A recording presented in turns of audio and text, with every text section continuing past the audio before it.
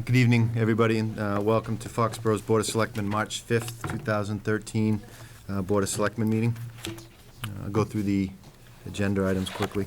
At 7 o'clock, we have citizens' input. At 7:05, we have a presentation and discussion with the Lions Club on the Town Common electric sign.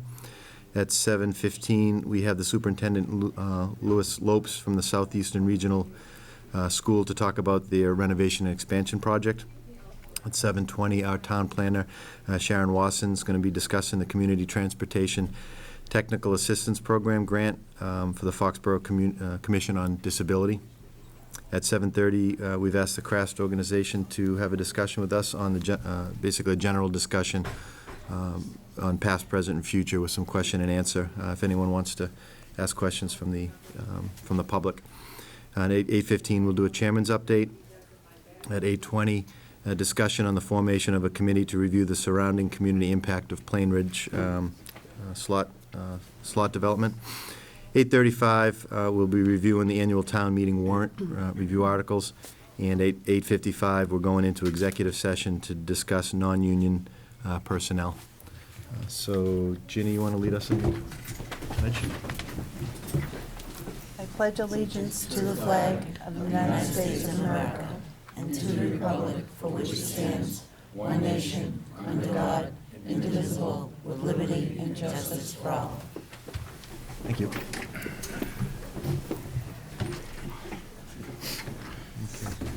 So, I have a little after 7. Is there anyone for citizens' input? Okay. Yep. The only thing we ask is if you could just introduce yourself with your name and your address if you're in town. Jessica Minton, 106 Charles Street, Mansfield. On behalf of the undersigned non-union employees, we would like to express our displeasure at what took place on February 26th at the Selectmen's meeting. The Board of Selectmen publicly disrespected a member of our group as well as the process. That action was unacceptable to us. In the past, our group of employees were part of the process of making any changes to any of the personal wage bylaws. As the second largest employee group in this town, we believe that up until the last couple of years, we have been part of this process. We respectfully request that the board respects the established process for reviewing the personal wage bylaws, and that you discontinue any discussion of changes to our benefits without our involvement in this process. Furthermore, we expect you as a board to remove the warrant article pertaining to benefit changes so that we may have a meaningful discussion with the board and all involved in this process. Thank you, Jessica. Just so everyone knows, we do have that item as part of the warrant article. And I think just so you guys know, the warrant article that was in our packet is replaced with the one that we received today, so throughout the I think it was March 1st, and replace it with the 3-5. So that will come up in discussion tonight. Thank you. Anyone else under citizens' input? Okay. Okay. A few minutes before 7:05, but we have, it's probably appropriate if people from the Lions Club wanted to come to the table.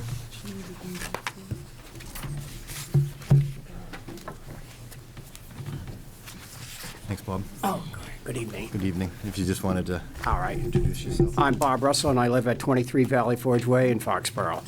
Do you want me to start going through my presentation, or do you want me to wait to hear what's being said ahead of time? Yeah, just kind of give an overview. We've already had this on the docket once, as you're aware. We've Absolutely. discussed it. Since then, there's been a showing during the afternoon and night. Yes. So I think the most of the Board of Selectmen have seen that. We did have in our packet today a letter from the Foxborough Historic Commission. Okay. With an email that they received that they attached to it. We had DPW Director discuss at the initial meeting the costs, where the money was going to come from. Correct. And kind of the technical part of it. So if you wanted to give a presentation, I did ask if Jack Arthurlet could speak after you. Okay. That way put in Okay. I think of a broader context. And if you guys disagree, let me know. if there's anyone from the audience, then they can give their input. Sure. And then we can Sure. discuss it amongst ourselves. Exactly. I thought we could do it that way, just to expedite it a little bit. First of all, we, the Lions Club, would like to thank you for your time and consideration of this project. And I would like you to know, on behalf of the Lions, regardless of what the outcome of the vote is, we will continue to support repairing the signs. At this time, as I said at the meeting in January 8th, we're not sure what we can do to the sign, except we certainly will change the white background, all right, assuming that we don't get the electronic sign. We'll also repair anything that is done to it. For example, the plexiglass will have to be replaced, so we will take care of that.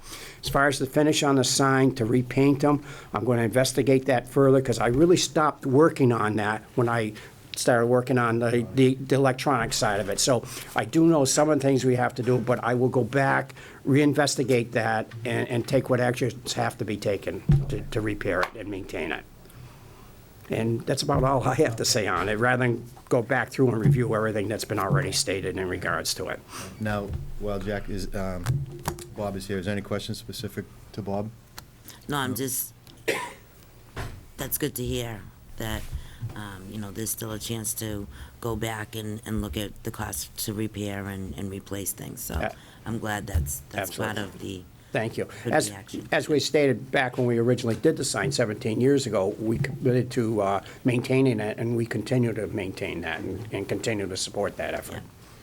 And thank you for the past 17 years, too. You're welcome. Thanks, Thank Bob. you. We've enjoyed doing it. It's really changed having people put things out on the fence outside there. Right. And, I mean, the old sign, when you changed it 17 years ago, I, as a JC, was like, oh my goodness, what are they doing? We have all these big signs that we hook up there that, with change comes things, but. Absolutely, absolutely. Find another use for your hooks. Right. And again, thank you. Thanks, Bob. All right, thanks, Bob. Jack, did you want to share a couple thoughts? And if you want to, you might as well, you want to come to the table? Is it more comfortable? I prefer to stand here if I may. Sure. I just have to be honest with you, a couple of thoughts, no. If I could tell you what my heart tells me to do, wants me to do, I mean, my life stopped on January 8th, sitting at this table, when I heard the proposal for that sign. So I wanted to do a brief background on history that brought us up to this point. But I also want to get into this presentation of how this presentation came to be about electronic signs, the damage that was done to this community. Yeah. No. Yeah. All right. This year is the 250th anniversary of the Meeting House on the Common. Now, how appropriate. 250 years ago, the people wanted to be a town. They had to have a meeting house. They had to have some land. People gave the land. People stopped what they were doing. They built the meeting house with their own hands. And this is the type of community involvement we've had in Foxborough since that time. This is the sense of community that makes us so unique. 1822, the brick meeting house down, brick church built, also in that general area of the Common. Other churches built up around the Common, other things. But the brick church comes down because Bethany built in 1854 on Rock Hill Street. So now you have this void in the middle of town with nothing in it. Citizens still trying to make it look better. It's often called an unlovely area. 1857, a private group came forward, Sylvanian Association, the same year that the grand townhouse was built on this site. Those citizens said to the town, we will lay out a common for you. We will design it, we will do it, we will pay for it. And the town said yes. And that group of citizens raised the money and laid out what we see up there today as our common. One of the greatest community efforts you could ever imagine. 1868, first War Memorial Hall, recognizing Revolutionary War, War of 1812, and Civil War.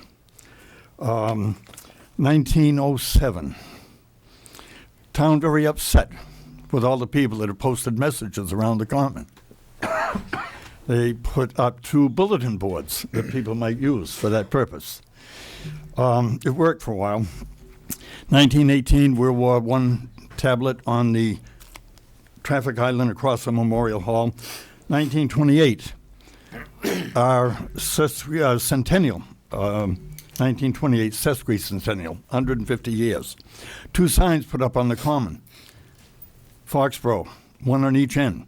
It became the most familiar sight in the town. So many servicemen would write back to the War Service Committee saying, once I see those signs, I'll know the war is over. I'm back home. 1944, World War II, still going on. They started the World War II tablet on the common while the war was still going. Temporary name tags, but they built and named as they went along. 68, Firefighters Memorial, town common fallen into disrepair. 1971, Al Truax came to me as editor and wanted support to go to taxpayers and get money to get a patent for the fence and things like that. The metal was brittle. They couldn't repair it. They needed to make new sections. But no, you can't go to the taxpayers. This is a citizens project. We go back to what they did in 1763, have the citizens come forward and do it. That story broke in the paper on a Thursday morning, and when the bank opened, people were lined up on the sidewalk waiting to make a deposit. They paid for that.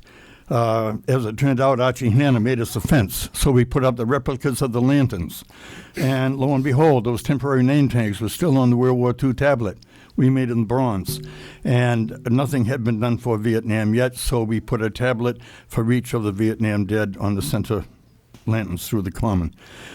Bicentennial, the ORO signs became UGH. 1984, Korean veterans, Korean and Vietnam Memorial, Lebanon, Grenada, Panama, Persian Gulf, and the World War I tablet was moved to the common. Now comes 1966, a proposal from a group of people that had a history in town of helping the citizens. There wasn't a kid in town at that time who had not had free eye exams all growing up, courtesy of the Foxborough Lions Club. One of the best things they ever did, in my opinion, they bought several tandem bicycles and gave to the Institution for the Blind. So for the first time in the life of those kids, with a sighted volunteer on the front, those kids could feel the exhilaration of getting on a bike and pedaling off in the afternoon and have the breeze hitting them in the face. Foxborough Lions Club did that. But they come with a offer to help solve a community problem, that of posting signs all over the fence on the common. At that time, there was not advance notice of propositions like that. They came to the Selectmen on a Tuesday night. They looked at it, sounded good, they approve it. I believe in my heart, and I know for a fact, that if there had been more discussion, the message board proposal would have taken a different shape, would have done something different. But the town voted it, and it became fact. I did lament the loss of the Foxborough signs, so my wife and I were finally given permission to restore it and to bring it back to the common.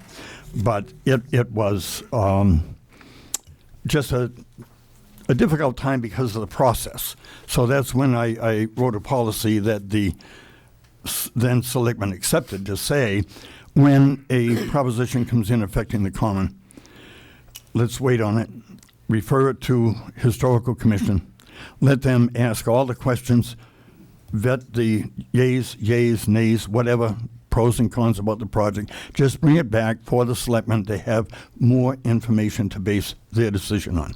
That was accepted and it's in place. So in the meantime, of course, we continued on. We were able to get the antique street lights around the common. We were able to achieve our greatest goal, illuminating those memorials at night. This to me, was the epitome. We also illuminated Memorial Hall, which, again, is a war memorial. That was very complicated. Dozens of different types of lights were brought to the site to test. And Ed Noonan and Dave Lila Birdie of Tree and Park worked with us endlessly, spending many, many, many hours to make the decisions that we did. But unfortunately, we come to 2013 with a proposal to change the manual message boards on the common to illuminated electric signs. The signs were showing their age, and true to their commitment, the Lions Club moved forward, contacted the DPW to see how they would proceed with repairs. Now, the DPW came back immediately with a recommendation to go electronic. The very, very first question asked by the Lions Club when they heard that was asking if I had seen the proposal. This was based on their awareness of my history of working with decisions on the common. They were told that I had reviewed the proposal and signed off on it. Now, unfortunately, that message was then conveyed to Selectmen, so everybody considering this project was of the opinion that it had been signed off on historically, and that obviously tempered some of the decision. Now, our common is a very, very busy place. We come there to play, to pray, for concerts, for celebrations, centennial, sesquicentennial, bicentennial, and how can you run for public office in Foxborough without standing out there with a sign? But on that common, we also recognize those who have answered our nation's call. Every single time our nation called, Foxborough had somebody there. And the first three conflicts are recognized in Memorial Hall, everything else on the common. Now, we also honor there our firefighters, particularly 3 who died in the fire of the townhouse, plus 3 others who died on duty. We honor all of our police officers, and particularly Officer Petty, who died in the line of duty. So these memorials make this sacred ground. It's not prohibitive ground. It's always cause for celebration under certain circumstances. But we are there with these memorials illuminated with that faint blush of light at night. Now, people frequent that common frequently in pursuit of life, liberty, and the pursuit of happiness. It is a right secured for the public by those who are honored at that common. We have promised we would never forget, but remembering without respect is hollow. To invade the sanctity of the common with colored lights on a message board would be an affront not only to each and every veteran, but to the firefighters and police officers and their families. Any illumination even approaching anything we saw in that demonstration last week would be an unending carnival, negatively impacting not only the common, but the entire center of town. The colored lights are changing messages that were talked about, anything that focuses more attention on signs in an intersection that is already identified by a flashing light 24 hours a day, 7 days a week, imposed by the state, is inviting disaster. It is just plain common sense that your life would be endangered.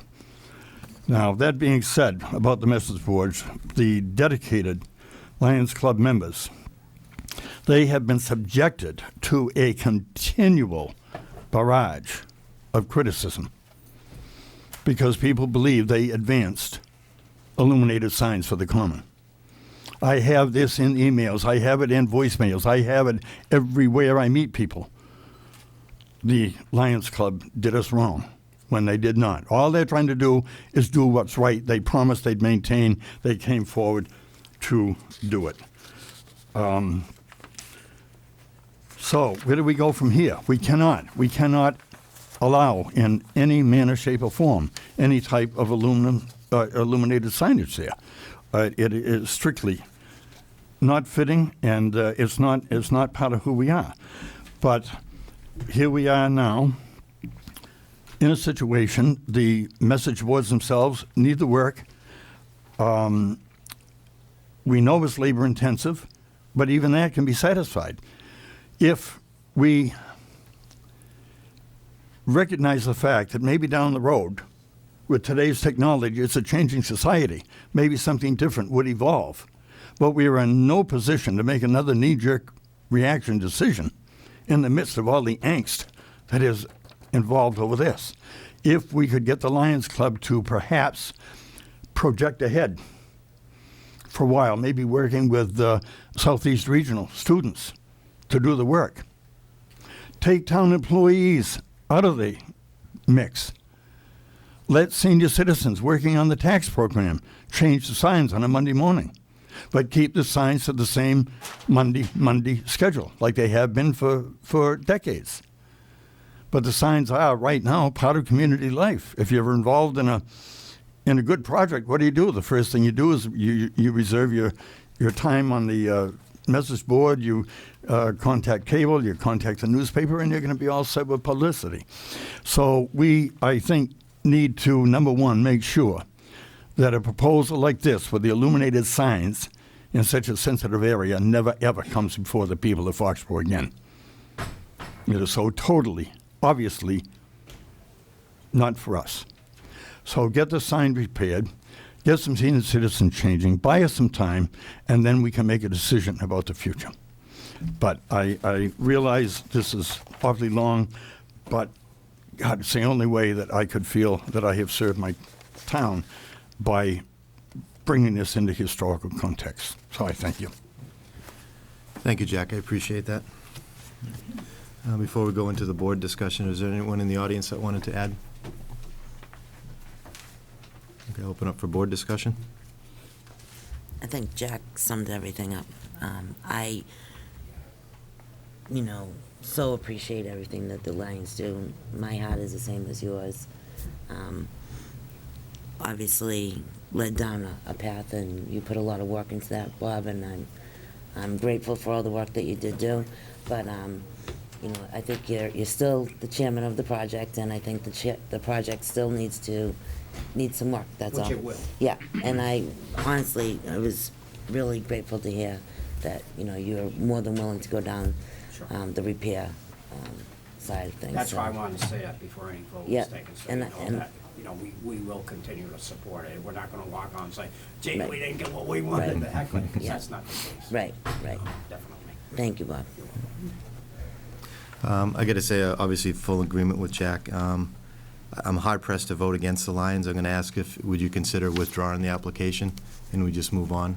Would you rather us do that? That's fine with me. Yeah. Is that okay with the board? Yeah, Yes. they don't need our approval just to do repairs, correct? Yeah. Not to do repairs, but to put the electric sign in. I'd rather have it withdrawn. I think everyone's learned a little bit from this, and And then you That's just, fine. you I do have no your, objections to it. you It's just up to do I don't your, have any.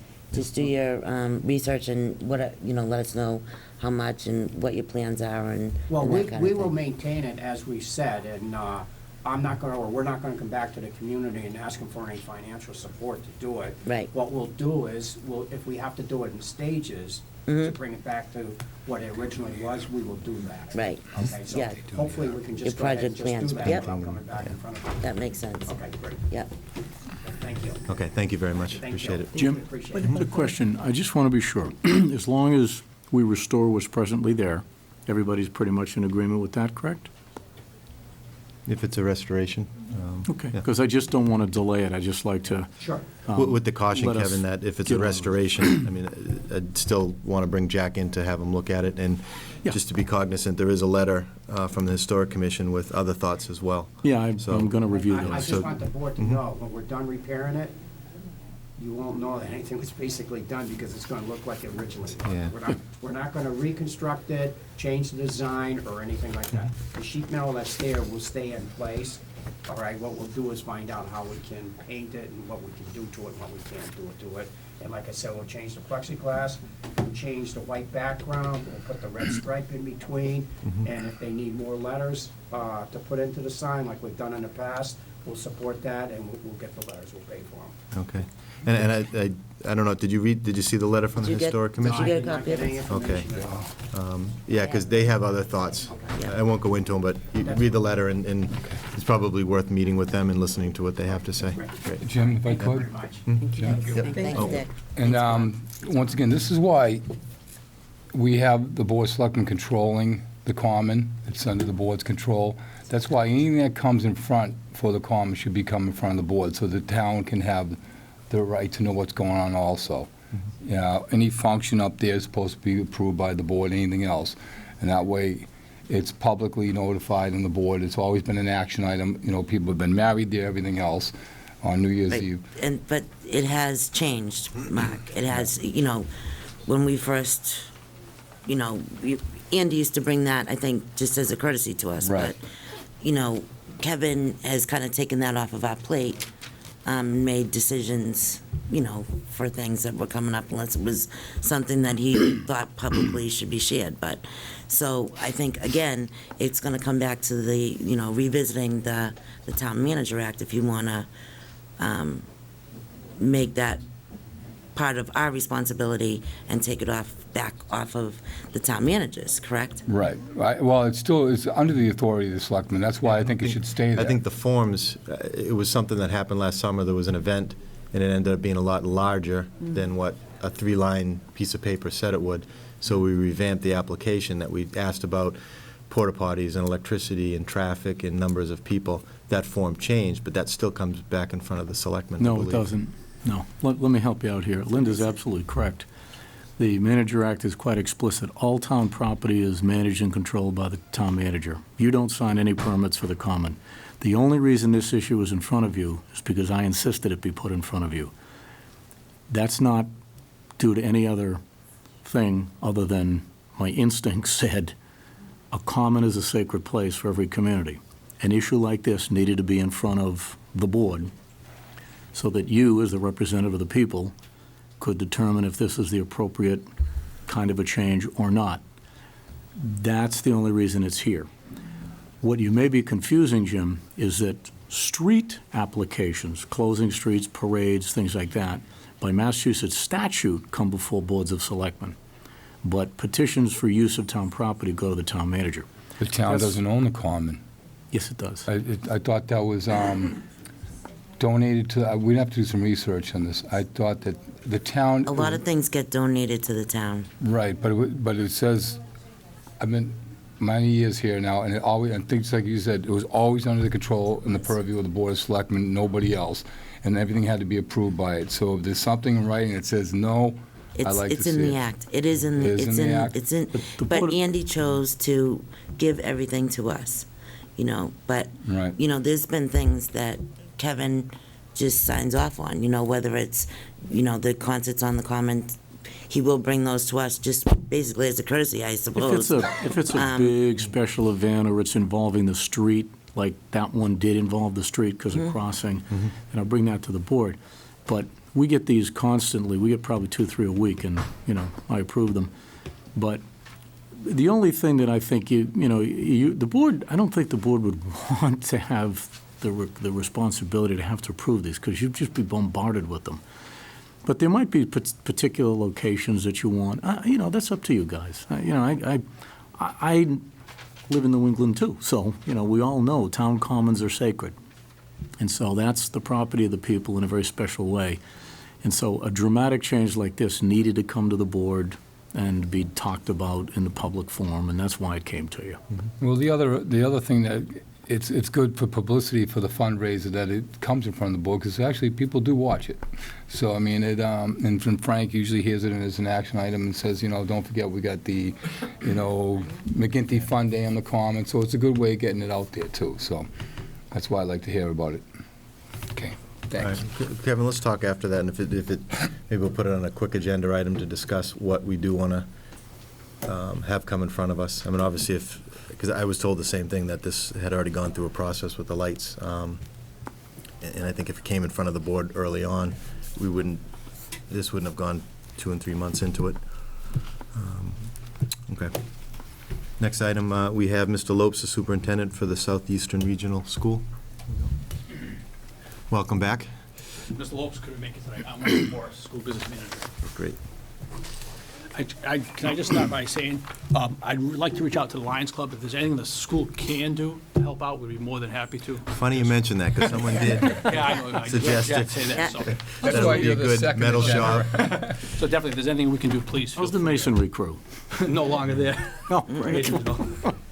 Please let us know if there's Yeah. something we can do. We'd be more than happy to help Yeah, out. no, and I wasn't being facetious. It is a request, because as some people had brought it to my attention, that if it's a school project, like the regional school, and they have metal shop and glass and brick and mortar, that they could take that on as a class project where it's not off the Home Depot shelf that you buy Exactly, something. and there's great experience for the kids as well at the same time, Okay. and to give back to their communities. Yeah. Do you have Jack's contact information? I don't, but I can leave him mine if you like, Yeah. before I leave. I'll work it out. I'll make Yeah, sure perfect. you guys connect. Definitely. And that wasn't strong arming. What did you No, try to not talk at all. about? Is that why you invited us? Yeah. No, that's just why we put No, you on I- after them. Yeah, the $1 million roof is no big deal. I'm all done with that. That's an afterthought. Okay, so in our packet, we do have a letter describing the change, the $1 million change, Correct, and the reason 1.2 for it. million. 1.2 correct, million. For the roof project. Yep. And again, I'm just here to reassure the communities, again, there's no additional assessment to the communities for this. We put our thought into it, and we have a financing plan in place for a short-term ban for 1 year. And we have the funds, again, in place to pay for that. So again, there'd be no additional cost to the So the MSBA gave a certain amount of dollars to the school, We get 80% reimbursement. okay, and then 20% is split up On the between all the school. schools. And then you took the roof out of it because you didn't want to have a charge to the We towns, didn't and then To put be it honest, back with you, at in? the beginning of the project, we didn't have the money to pay for the roof. Yep, Some other bids came in higher than expected, so we had to make a decision, and we took the roof out of the project. okay. Since then, though, we were dedicated to getting the roof as part of the project, and we've done different, we've researched different avenues and different ways we could do this, and we've come into a place where we have the money now available, and we'd be able to do the project. So we went back to the MSBA, explained that situation, and they've been more than happy to put the roof back into the scope of the project now. Okay. And we're gonna go out to bond 1.2 million, short-term ban for 1 year. So the charge to the Foxborough is, is this significant enough to put on the annual town meeting as a warrant article, and the language is in here if we wanted to do it, or we have the ability to sign off on it and not go through that? Is that correct? Yeah, Mr. Chairman, members of the board, the regional school is really well known for doing some amazing things, and this is another one. What they've done is they've taken $1 million cost, and instead of putting that on the backs of the member communities, they very cleverly used their own, made essentially an internal loan for a short term, and then used the proceeds from the solar project on the roof, from the reimbursement they're going to give, which is a very unusual and excellent way to do it, by requiring the solar panel installer to make a big upfront payment that's going to cover almost all of this. So the net cost of the district is very small, and that'll come out of E&D funding. So this is yet another example of the regional vocational school just hitting it out of the park, doing a great job. Recommend to the board you take the simplest thing and simply vote, and there's a form on the back that you authorize the chair to sign, saying that the town has voted to take no action. In other words, what you're doing is you're making a decision not to call a special town meeting for the purpose of considering this. You think about it, if you call the special town meeting, there really isn't anything to consider, frankly. So, but this is a formality that you do in order to give them a sufficient number of votes from the members so they can go forward expeditiously. Okay. So with that, it's letter, and I assume I would sign it. It says, "Dear Mr. Lopes, please be informed that the Foxborough community has been properly notified of the time, amount, and purpose of the Southeastern Regional School District School Committee's funding vote for additional costs of renovating and expanding the district high school, and has chosen to take no action," and I would sign that. So, So, Do we need a formal vote of the board? yeah. you do. Motion to approve Jim DeVellis to sign the letter addressing the Southeastern Regional School District that we have chosen to take no action. Okay, motion made, seconded. Second. Further discussion? All those in favor? All right? Aye. Motion Wanna carries sign? 5-0. You need it right now? If you have it, I'll take it. No, Well, we'll no, need to I'll- get that on Has to be on letterhead. letterhead. It's gotta go on our letterhead, and she's gonna put it in the file. It'll be in the mail tomorrow. I appreciate it very much. Very good. All right, thank you very much. Is that your name for the record again? Mark Morris. Mark Morris. Great, thank you, Mark. All right, Appreciate thank it. you. Have a good night. Okay.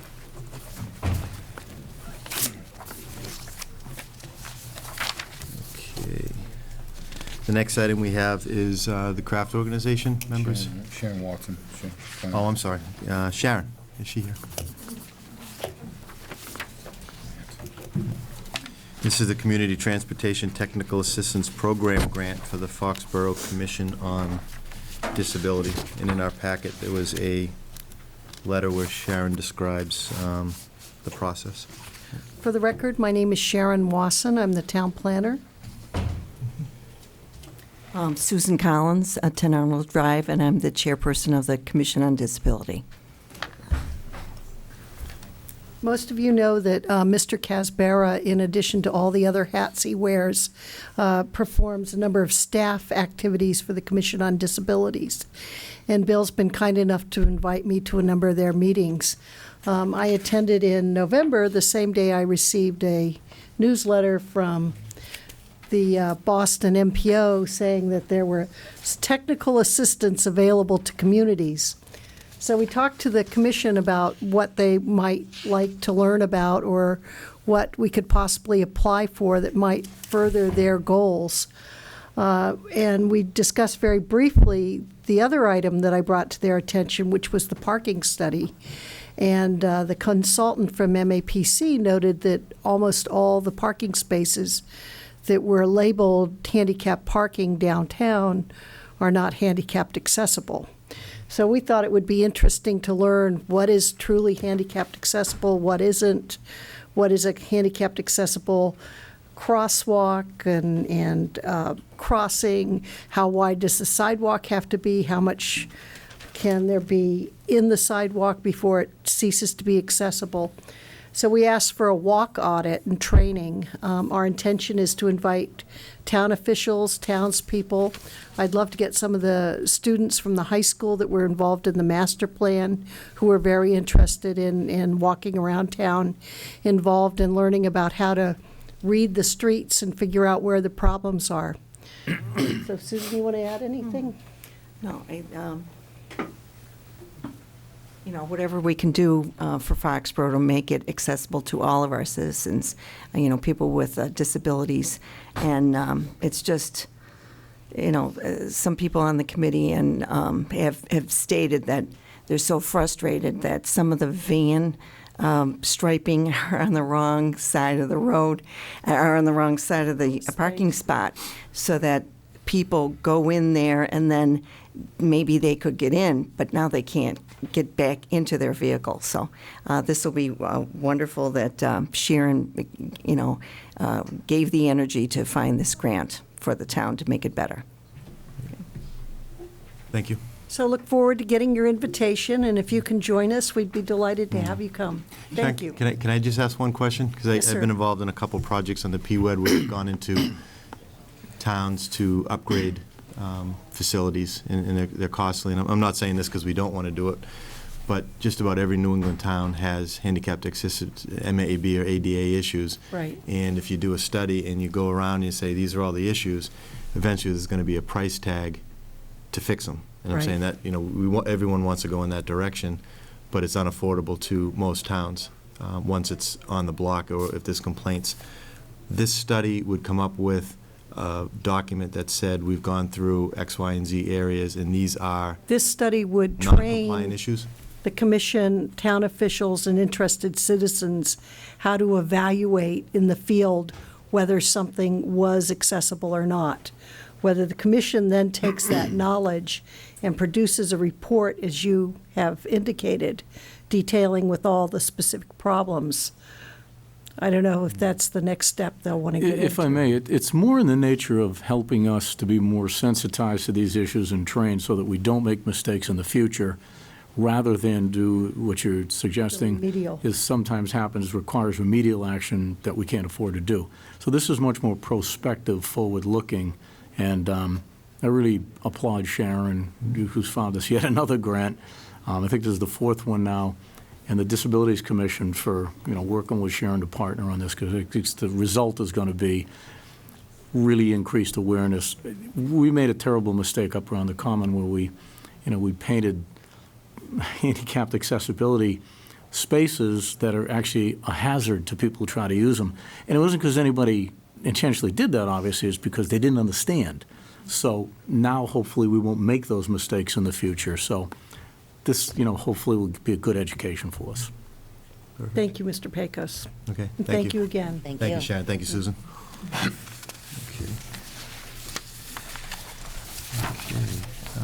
If we, the next item is we have the craft organization. No, she's just applying for it. Okay. So if you wanted to come to the table. And let me just give a couple people had asked why this item is on the agenda, and what the purpose is. And just before we introduce, I had asked for the craft organization to come. This is based on a couple meetings that we've had leading up to this. And some of the basic questions where it's the craft organization is one of the larger developments in town. Where are we right now with full build-out? How are the numbers working out from what we projected from either revenue, all those things? What's any issues with public safety, and is that being addressed right? How can we help each other? And in the future, what do you see as trends? There's a good mix of retail and restaurants. In the future, 1, 5, 10 years, are we going in the same direction? Are you, I say we, but are you looking to continue what you're doing, or is there going to be a phase 2? And I think the overall thought is if we could better understand the next step on both of us, how we could understand it better and maybe help each other. I think it's just a much easier process. So with that said, if you wanted to just introduce yourself and take it from there. Sure. Dan Murphy with the Craft Group. Brian Early, the Patriot Place, the Craft Group. Thank you. Thanks for having us, Jim. When I was here, I think it was October, the end of October, we talked about, among other things, having some better lines of communication between the stadium and the town and vice versa. And we talked in particular at the time about having some proactive dialogue with this board and with the various applicable boards depending upon the topic, so to avoid surprises down the road. And I think that's, to that end, that's why we're here tonight, to talk about a perception about Patriot Place and hopefully to clarify that. When Patriot Place, or it's actually their tenants were here before this board the last 2 times, I think it was for the Saga transfer and also the Trader Joe's transfer. There was a lot of comments and a constant message from both series of public meetings about a feeling that there's too many liquor licenses at Patriot Place in that concentrated area.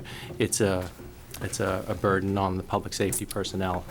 And we took those comments very seriously. We researched them independently as well as externally with the police department. And what we found out, and hope we'll present tonight, is that although there is a perception, it's not the reality up there at all. And in tonight's very objective presentation, you'll see that you'll see a picture that hopefully will bridge that gap between perception and reality. The presentation tonight that Brian will go through is solely Patriot Place. So whether you see revenue generation, or jobs, or community outreach, or operation protocol, all of that relates just to the entity of Patriot Place, not the stadium and not the stadium events at all. In the presentation tonight, we're not here to ask for anything, not asking for liquor licenses or changes at all. We're just here, again, in the spirit of having better communication and hopefully shedding some light on that perception. So Brian is the GM of Patriot Place.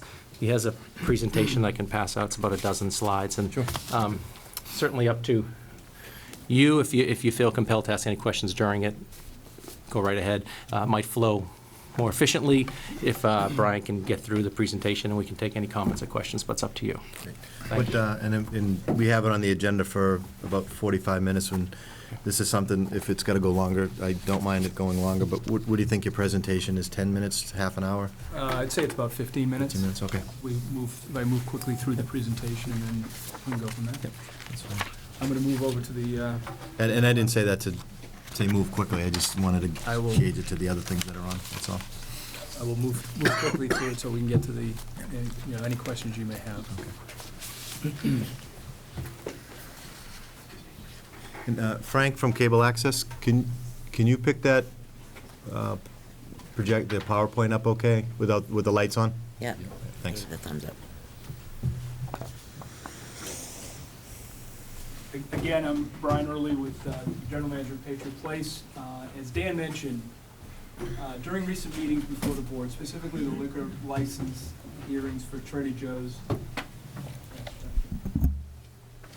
and Saga Hibachi, there was significant commentary, that came from the board on the appearance of increased police activity and general concerns about public safety at Patriot Place. What I'd like to do tonight is hopefully provide some perspective on Patriot Place in terms of what we, the Kraft Group, and the town thought about the development prior to the start of construction in 2006. Specifically with regard to public safety impact, discuss where we are in the relation to those expectations, and touch on the contribution this unique shopping, dining, and entertainment center makes to the town of Foxborough, as well as surrounding communities that Patriot Place touches. I want to set expectations that the focus of this discussion will be on public safety and financial contribution from Patriot Place. Since I'll be referring to it frequently throughout my presentation, I want to ensure that all members of the board and the public are familiar with a document known as the Koff Report.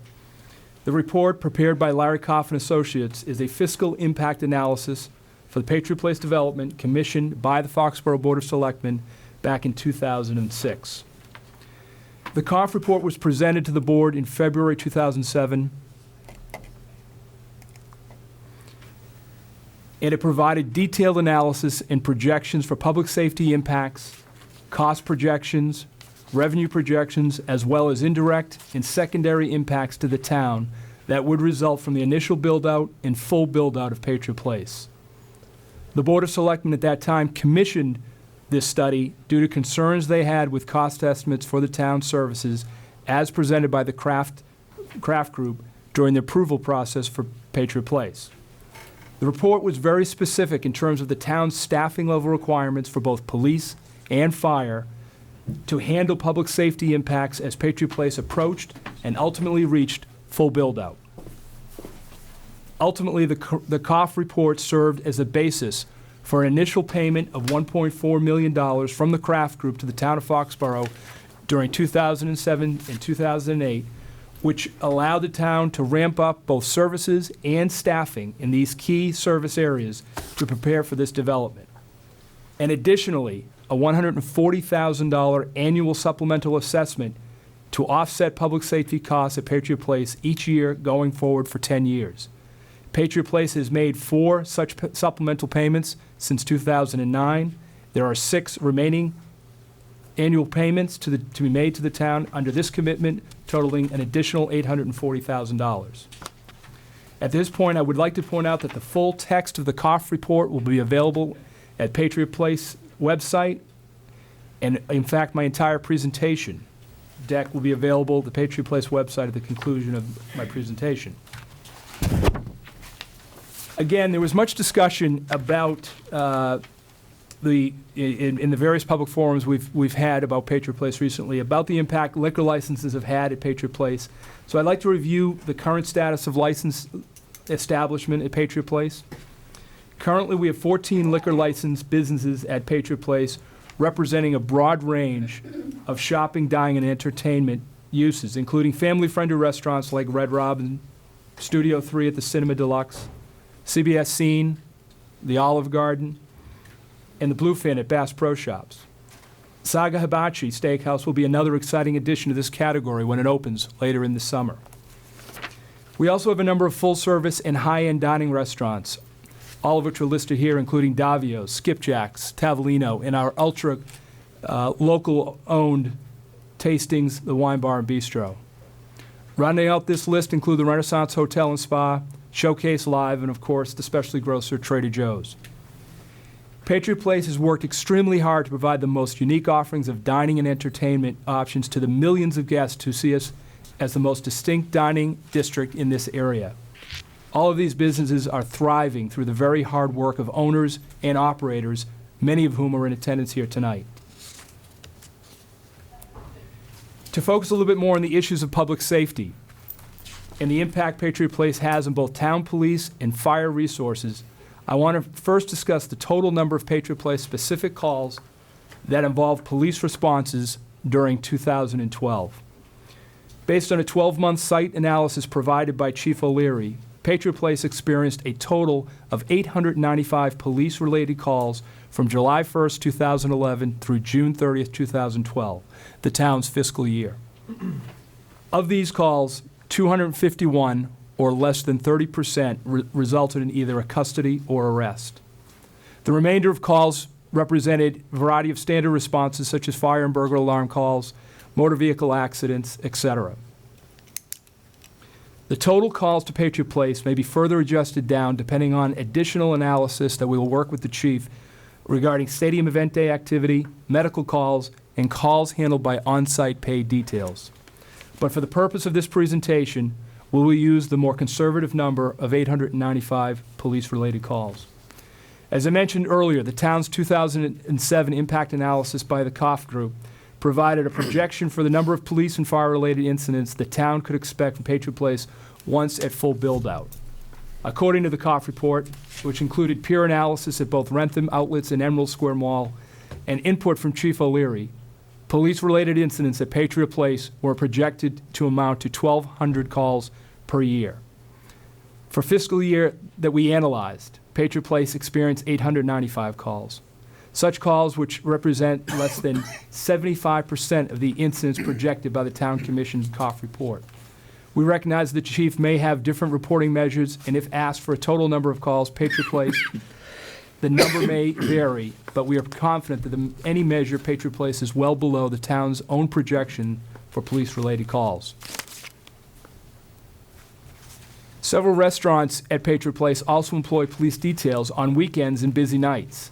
These details are paid in full by the individual restaurants.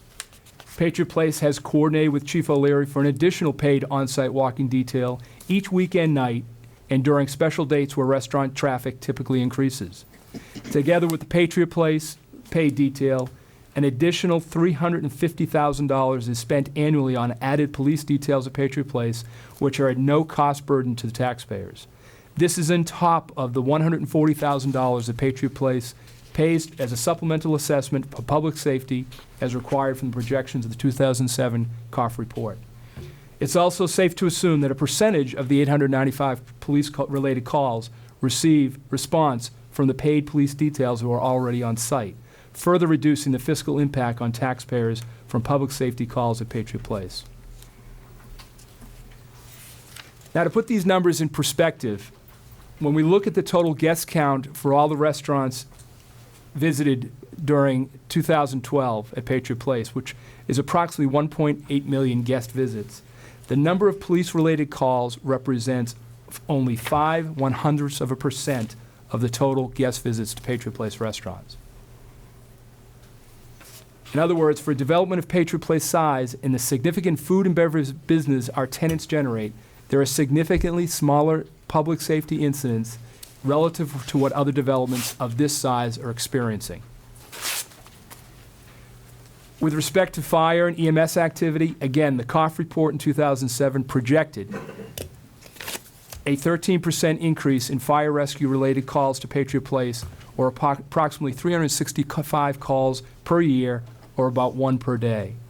For all of fiscal 2012, Patriot Place experienced 222 such fire rescue calls, or just 60% of the number projected at full build-out by the COF report. Most, if not all, of these medical calls came from the healthcare center and are fully reimbursable to the town from the transported patient at $900 per transport. It's also important to note that the fire call number is based on Patriot Place incident reports for fire and rescue activity during the period, and that we have yet to receive a fiscal year-end report from Foxborough Fire Chief Roger Hatfield. Of the total police-related calls in 2012, we have to acknowledge that some number of those were related to the service of alcohol at licensed establishments at Patriot Place. While the exact number cannot be gleaned from the chief's report, my team and I have worked vigorously with the restaurant operators to eliminate any incidents that are related to over-service or underage service of alcohol. To that end, this slide outlines some of the programs we, as landlord, employ with all of our restaurants to ensure that the safe and responsible service of alcohol is front and center when it comes to the operation of each and every venue. Patriot Place provides on-site Team Coalition certification training. TEAM is the technique for effective alcohol management. This program is something that we embrace both at Gillette Stadium and throughout Patriot Place, as it goes far and beyond the basic and standard of Serve Safe or TIPS training required by the state of Massachusetts. We also provide professional security support for all licensed venues 24 hours a day, 7 days a week. We sponsor annual awareness seminars and campaigns on the safe service of alcohol, working together with the Norfolk County District Attorney's Office, Chief O'Leary, and the police chiefs of all the surrounding communities. Patriot Place is the only shopping center to implement a center-wide Be a Hero, Be a Designated Driver program that began at Gillette Stadium a couple of years ago. As I mentioned earlier, despite what are relatively small numbers of alcohol-related incidents at Patriot Place, for a development of its size, we are not resting on our laurels. We are continuously working with our restaurants on programs to ensure the safe service of alcohol. Currently, we are reviewing the following programs, which may be implemented in the very near future. We are interviewing an alcohol service consultant to help us provide comprehensive training on a regular basis, which will be mandatory for all license holders and their staffs. We are working on establishing a council or forum of license holders at Patriot Place where ideas and solutions for safe service of alcohol will be shared among licensees in a peer group environment, as well as sharing with community alcohol service enforcement officials, including the ABCC. Recently, on New Year's Eve, we piloted a Safe Ride Home program where we made available car service for any guest at any restaurant provided a free safe ride home. That evening, we had 14 guests take advantage of this program. To me, that was 14 drivers who we assisted to make a sound decision not to be on the roadways that evening. And recently, I sent a letter to Mr. Ted Mahoney, who's the chief investigator for the Massachusetts Alcohol Beverage Control Commission. In the letter, I was outlining the various programs that Patriot Place, as landlord, is working with our restaurants on with regards to safe service of alcohol. I wanted both Mr. Mahoney's opinion and support for our tenant programs. In a follow-up conversation with Mr. Mahoney, I asked him directly if he had any knowledge of shopping center landlords throughout the Commonwealth who have implemented programs to provide support for the safe service of alcohol. He clearly told me that no retail development has ever taken such steps. Moving on to the financial benefit that Patriot Place provides to the town, I want to briefly touch here on the fact that there are two reasons. First, when the town officials and Foxborough residents chose to approve the development of Patriot Place, it was an economic development initiative. The goal was for a development that would generate enough revenue to both offset any impact on services and generate incremental revenue for the town. Again, referencing the fiscal impact from the 2007 COF report, Patriot Place's direct revenue to the town for the fiscal year ending 2012 is 50% above the revenue projections of the COF report in 2007 at full build-out. Our revenue benefits to the town are well ahead of projections despite Patriot Place not being fully leased. It's important to note that Patriot Place is exceeding revenue projections and commitments to the town despite having opened the center in the worst retail leasing environment and worst economic downturn in decades. The town is receiving significantly more revenues than projected, while Patriot Place is experiencing current market rents that are far below original projections for the project in 2006 and 2007. Also note that the revenue numbers that I'm about to show you in these slides are generated only by Patriot Place and its tenants. It does not contain any revenue from Gillette Stadium, the New England Patriots, Revolution, or other stadium events. When we break down the sources of revenue, the slide clearly indicates that most of the town's revenue comes from Patriot Place comes in the form of roughly $2 million in real estate taxes annually. This is shown in the green bar on this chart. The next largest revenue source for the town is the hotel occupancy tax generated by the Renaissance Hotel and Spa, which has seen occupancy levels far exceeding their plans. This is seen in the blue bar. The third largest source of revenue for Foxborough is the restaurant meals tax paid directly to the town, here shown in purple. In 2012, this represented $325,000 in revenue. And as I previously mentioned, the annual supplemental assessment for public safety represents another $140,000 in revenue paid directly by Patriot Place to the town of Foxborough. This is represented by the orange bar. It's important to note that 2 of the 3 largest streams for the town in terms of revenue, hotel occupancy and meals tax, are very much aligned with Patriot Place's existing growth opportunities with regards to future development as it relates to the current leasing environment and retail developments. This next chart shows the combined revenues from the previous chart and demonstrated that by 2010, Patriot Place has contributed revenue to the town that exceeded those projected by the COF report for full build-out. By 2012, net revenues exceeded original projections by 50%, and we are looking to grow that number by attracting new businesses to Patriot Place. As I described at the beginning of the presentation, I would be focusing on public safety impacts and revenue, which I just contrasted those relatively low numbers of the fiscal and impact of public safety with the high number of revenue for the town. But I want to make sure that we don't leave the impression that Patriot Place is a dining and entertainment destination exclusively. The impact of Patriot Place is felt in many other areas of Foxborough and many other communities positively impacted by this development. In terms of employment, Patriot Place has created thousands of jobs during one of the most challenging unemployment periods in our history. To date, we've created over 3,000 retail and hospitality jobs. Local Foxborough businesses are provided preferential consideration as contractors and vendors working with Patriot Place. And we can honestly say without question that the businesses at Patriot Place collectively are the largest employers of Foxborough High School students in the town. In terms of health care, we brought world-class health care to Foxborough with the Brigham and Women's Mass General Health Care Center. From day surgery to primary care and urgent care, this medical center has made a significant impact on both socially and medically to the communities that they serve. The Hall at Patriot Place has provided over 1,800 Foxborough students with free field trips since 2008. Local Boys and Girl Scout troops are provided free education and merit badge events at Bass Pro Shops at Patriot Place. Patriot Place schedules over 250 free family activities, festivals, clinics, and community-centric programs each and every year. Like the Hall, our art gallery, Bass Pro Shop, the Nature Trail in Cranberry Bog, the 14-screen movie theater, and ice skating rink offer a unique experience that can't be found anywhere else. As we said up front, the goal here was to put a little perspective on the reality gap versus the perception regarding Patriot Place, and most specifically public safety. I also want you and the residents of Foxborough to know that Patriot Place is succeeding despite the challenges we've seen with the retail and commercial real estate economy since we opened.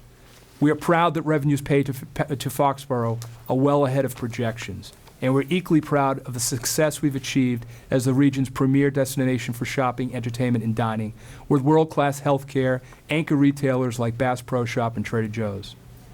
I look forward to more exciting opportunities for both Patriot Place and the town of Foxborough in the future, and I also look forward to sharing this ongoing story with you. Thank you, Brian. Appreciate that. Nice job.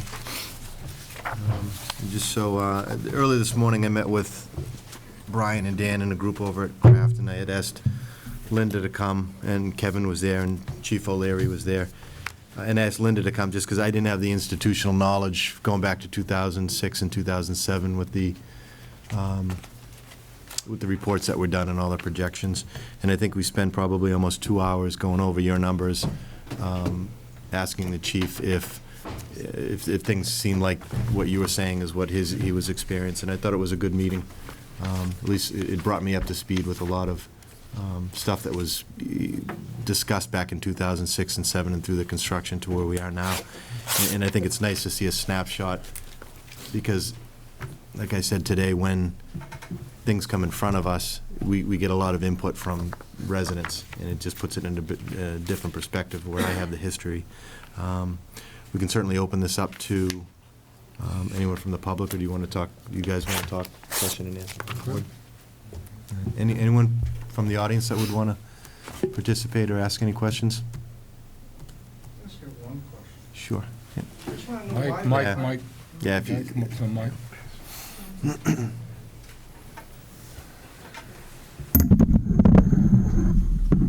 and where it's a public meeting, if you could just introduce yourself. Tim McCarthy from 387 South Street.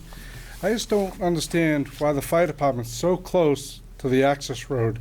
They don't have a device they can beep right through and go right into the stadium instead of going all the way through to the traffic light and out. Well, I'll allow Roger to comment on that because I believe he has that full access. Chief Hatfield, we actually do have that access to the Opticom system. Sometimes it's depending on where the actual incident is that will determine either we're going to use that access or go one of the others. There was a flaw earlier on with the actual Opticom. We do think that's been fixed, and so that's pretty much the answer. Police cruisers have the same access? Yes, they do. Thank you. I haven't seen them use it, that's why I just figured I'd ask. There's only one point. I quickly talked to Dan on this earlier as it came in. I have to check and see if our numbers match up. I know in 2010 it was like 168 calls that we had. I'd have to check with Captain Buckley that does all my analysis to verify that the numbers that they gave you were accurate. So I apologize I wasn't at that meeting this morning. Okay, thanks. Discussion from the board? I'm sorry, is there anyone else that wanted to? Sure. Hi, my name is Paul Flaherty. I'm the general manager of Davios. And I have been at Davios since the beginning. So when I got there weren't any streets yet, and I had a little shell of a building, and they kind of built it around me, and they haven't let me out since. But I have to tell you that when you think about the earlier discussion, where we were talking about the gentleman was so passionate about the town and about the public areas, and I have to tell you that these guys, the landlords, the Kraft Group, are the best landlords I've ever had, because the first thing they ask is, well, what are we supposed to do? What are the rules? What does the town want us to do? What does the state want us to do? And as landlords, they're very diligent in making sure that all of these licensed premises are following the rules. And you don't see that a lot, because a lot of independent restaurants don't have that kind of support to make sure that you get everything in line and you do everything you're supposed to do. But more importantly than that, they always ask what's the right thing. And if you look at this presentation, there's always some kind of a fair. There's the Irish Festival, there's the Cranberry Festival. There's always something that has made this place a very public place for your town. I don't live in this town, but I see anywhere between, 15 and 3,000 people a week. And I tell you what, they are protected and they're safe because of what these guys do. So that's all I really came to say. I'm sorry, my remarks aren't prepared. I just That's fine. I Yep. thought it was good. All right. Great, thank you, Paul. Yep, Bill? Hi, I'm Bill Martin. I'm the owner of Tastings Wine Bar and Bistro at Patriot Place. I want to make a couple observations and then comment a little bit more about some additional kind of community outreach that goes on that people may not know about. First of all, I've never really understood where this antagonism towards Patriot Place has come from in the town. As you saw, the numbers are outrageous in terms of the financial support, the community interaction support, the events for children. I'll echo Paul's comments that, Patriot Place are great landlords. They work with us. They're not pushovers. Crafts are in there. This is capitalism, so they are in it to make money. And there's give and take, though. Constructive interaction with us. They're very strict when it comes to enforcing the liquor laws. I think, we hear more from Patriot Place Management than we do from the town or from the police department or the fire department about you need to be diligent. So, rest assured that they're doing their job to make sure that we're doing our jobs. The other thing that I'd like to point out is that each and every restaurant, store, movie theater, what have you, have a wide variety of community events that just exponentially increase the attachment to the community. We're, for instance, heavily involved with the YMCA, teaching kids how to grow food, how you don't have to eat chicken McNuggets. You can get something out of the ground that tastes good. Our chef plants seeds with the kids. Kids come and work with us picking weeds. They harvest. They come back to the restaurant. They cook meals.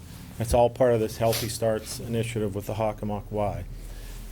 We donate thousands of dollars every year to various community organizations. So what you're seeing, the Patriot Place does their part, but each of the restaurants within leverage on top of that. So there's a magnifying effect that goes far beyond the even pretty remarkable numbers that Brian presented.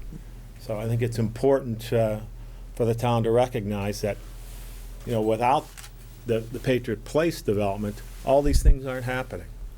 And those things are either happening in other communities, and the economic benefit is going to other communities, or they're not happening at all.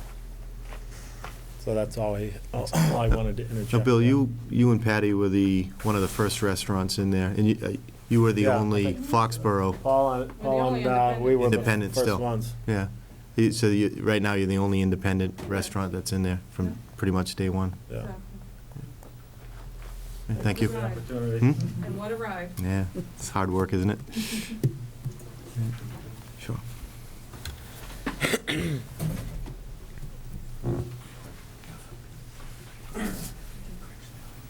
Chris Mitchell, 9 Spruce Street. I wasn't really going to say anything about this, but the more listening to people, my new job, I work for Homes for Our Troops. We use the Renaissance for our veterans conferences 4 times a year. We bring 8 to 10 disabled veterans. Actually, they're not disabled. They're severely injured, most of them wheelchair, double, triple amputees. And I was at the last veterans conference in January and talking to some of them after the fact.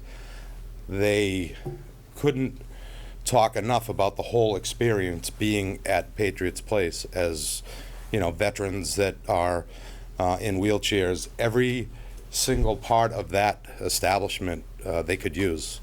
They spent a week there. They felt comfortable. I think it's just a great asset for the town. So. Thanks, Chris.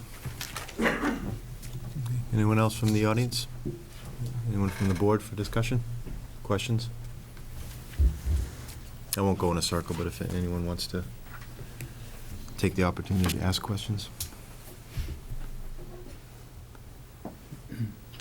No, I mean, it's facts are the facts. I mean, I think the income, obviously, the revenue to the town is obviously up on something, like you pointed out, on the meals tax and the hotel tax being implicated. Has it gone, 2 years now? Something I never supported, actually. I think that's a big reason why the income's up to the town's revenue. Obviously, it's almost, I think, $800,000 throughout the town, correct, this year, Kevin? So where do we go from here? That's pretty much what I'm waiting to hear. See where we going, how we going forward from here. Just a comment, I worked with all of the restaurant owners and also representatives from the craft organization on the liquor license regulations update, along with Chief O'Leary and Paul Durensis and Dave Brown. And I just want to say that the input from all of the business owners, I felt like the dialogue was really good. I appreciated their suggestions as we were trying to improve our regulations, and could see the commitment that they had to ensure that the management of alcohol service was really done as well as possible. So I just wanted to thank all of the business owners who participated in that, and also the craft organization for that. I think this was a really good very informative presentation. Again, I think our focus on public safety, it's number one on all of our lists. I think, it would be interesting to have more discussion on the topic, and, knowing our budgetary impact on our police force, for example, and, the types of budgetary requests that are being made. I think that's what leads to these types of discussions about the need for public safety due to the impact. While the numbers are, minuscule compared to the numbers of visitors who come to our town, that's a great accomplishment for all of the businesses who are able to provide safe alcohol service. And again, I think that needs to be recognized. We're very fortunate in that way. There are many other statistics that I think we need to take a look at also in terms of public safety in general, and just, as we work to support our public safety officials in handling that, because, it is certainly there, and something that I think needs to be addressed still. Thanks. Jim, one more thing. Sure. I have to say, personally, I think the greatest asset in Patriots Place that I've had to use many times is the Brigham Young Women's Facility. I think it's the biggest attribute to the town and surrounding communities there is, and I really appreciate that, and I mean that. And I understand it's expanding. Yes. Could you elaborate on that at all? Yeah, the third floor was never fully built out, and the Brigham and Mass General had an option on that. They exercised that option because they needed to expand. And in June, the first phase of that expansion will open on that floor. And probably the biggest demand that the healthcare center has is for primary care, and that is where they're focusing that entire floor for primary care and some other specialty clinics. But you're right, Mark, it is a thriving medical center, and the addition to urgent care was a huge benefit to the area, the community, Foxborough. Just this past Saturday, they expanded their hours to open at 8 a.m. to handle the increased demand on weekends. So, I'm really looking forward to seeing, bigger and better things from the healthcare center. Excellent, great, thank you.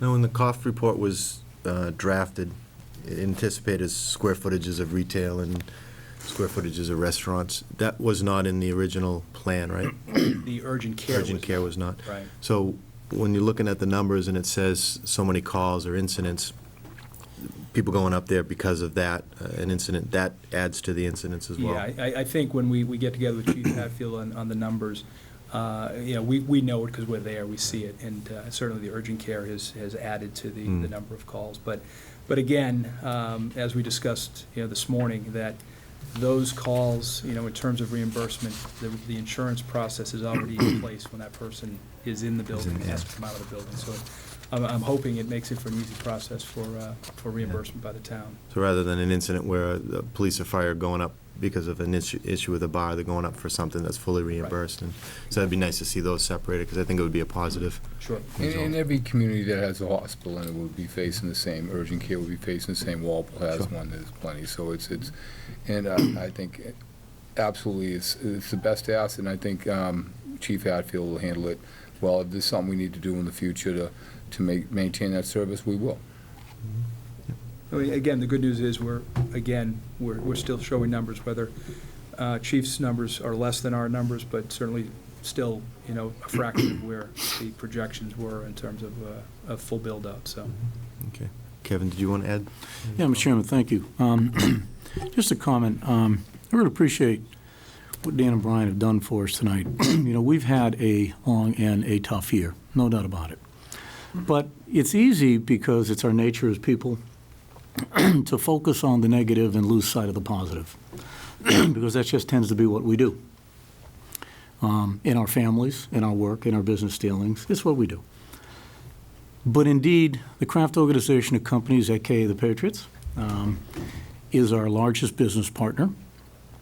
They are a unique asset to this community. After all, how many communities, small communities, have an NFL franchise and a Patriot place in their community?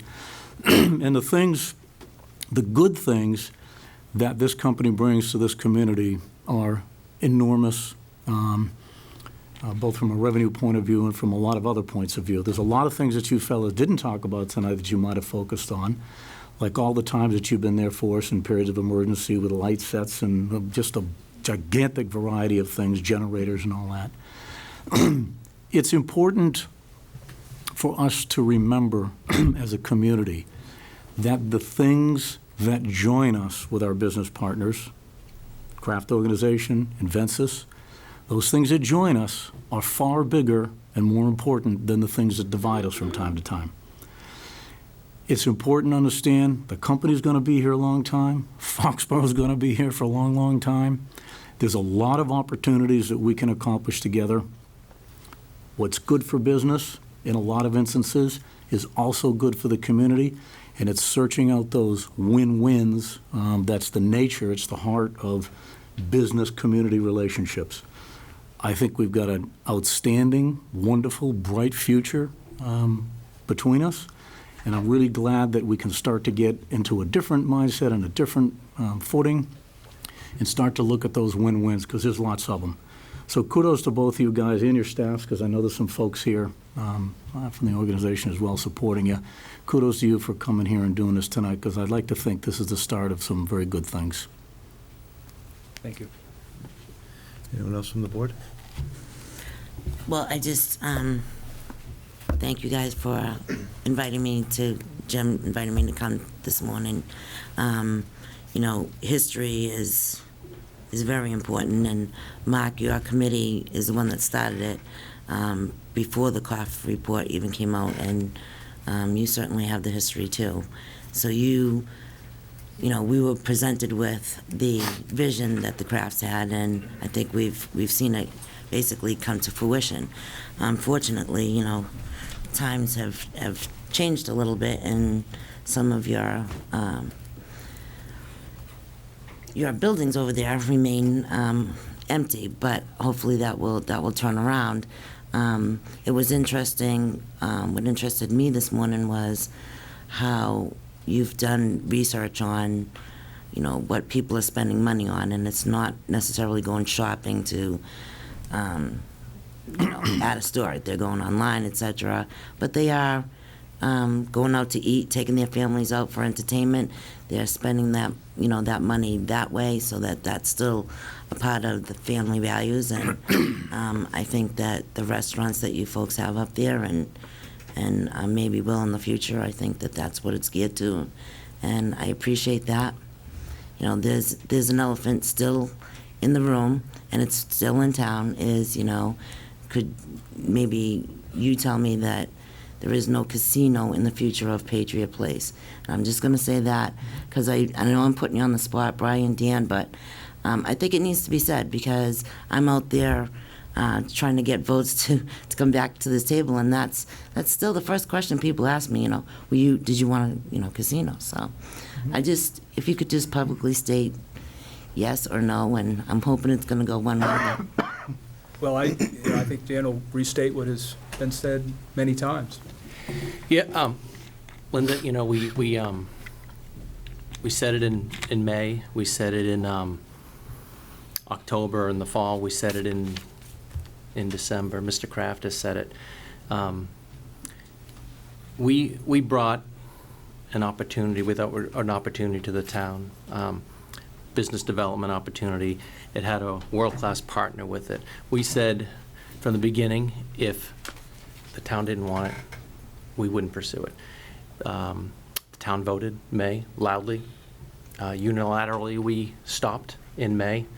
And I can look you in the eye and tell you that we haven't had a single meeting about gaming in Foxborough, and we haven't had a single discussion about bringing gaming to Foxborough since May, and that's the truth. Okay. We have no desire, no intentions, no plans to bring gaming development to Foxborough. We've moved on. We're exploring other options right now for that parcel. Great. I felt that the town needed to hear that publicly, and I appreciate it. I didn't mean to put you on the spot, but that's sort of my job right now. Thanks. Thanks, Dan. So what's coming to Foxborough then, guys? I mean, Says you future hold here. me hostage here. Anything in the making? I think there's been a lot of things that have been discussed. Our development folks have been here. What we talked about this morning is the fact that this is a very dynamic industry we're in. And we're at a 5-year point where we're assessing existing tenants' futures, new tenant opportunities, overall new developments, and literally we are constantly looking for what that next opportunity is going to be. As Dan mentioned, looking across the street at developing the parcels over there is something we're focusing on. But again, when the appropriate opportunity arises, we know the process here, whether it be go in front of the planning board first, then to come to the board of selectmen to get your support on that. But again, anything that I could say has already been said by the craft development folks who have visited with all agencies in the town. Anything is possible because it is a very dynamic industry, retail development, and we have got to stay in front of the challenges that are still there. This is still a very tough economy. Retail is still a major challenge. We have been very fortunate by the success of the restaurants, as you can see, and how the revenue is generated, and the work that the folks that are in this room tonight have done to make Patriot Place a very successful option for folks to come down and enjoy. But as part of that, my team has to do a lot of work to what we call manufacture traffic. And manufacturing traffic is a skating rink, is a cranberry bog, is a nature trail, is Irish Festival, as Paul alluded to, that's coming up in March. That is what's required in this industry, not just at Patriot Place. That's what's happening across the country in retail development, as is the changing landscape of what type of developments will be coming down the road, because it is amazing what you're seeing happening, from colleges using retail developments for satellite campuses to any host of very unique uses. So, it's exciting, it's very challenging, and we'll all be partners on the next opportunity. I actually talked to a lady in Ludlow about purchasing something from her, and she said, "You're in Foxborough, we visit Patriots Place all the time for the Bass Pro Shop." Sure. And she started going on and on about how much she loved it.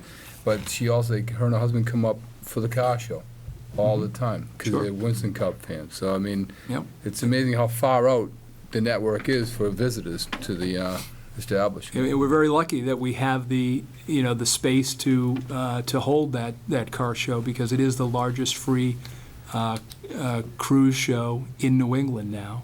Walter Grammer from Bass Pro is here today, and when it started out, I was a little lukewarm on it. What is it really something that's worth all the effort to put it on? Well, now it's really a signature event for the development every other Thursday evening during the summer.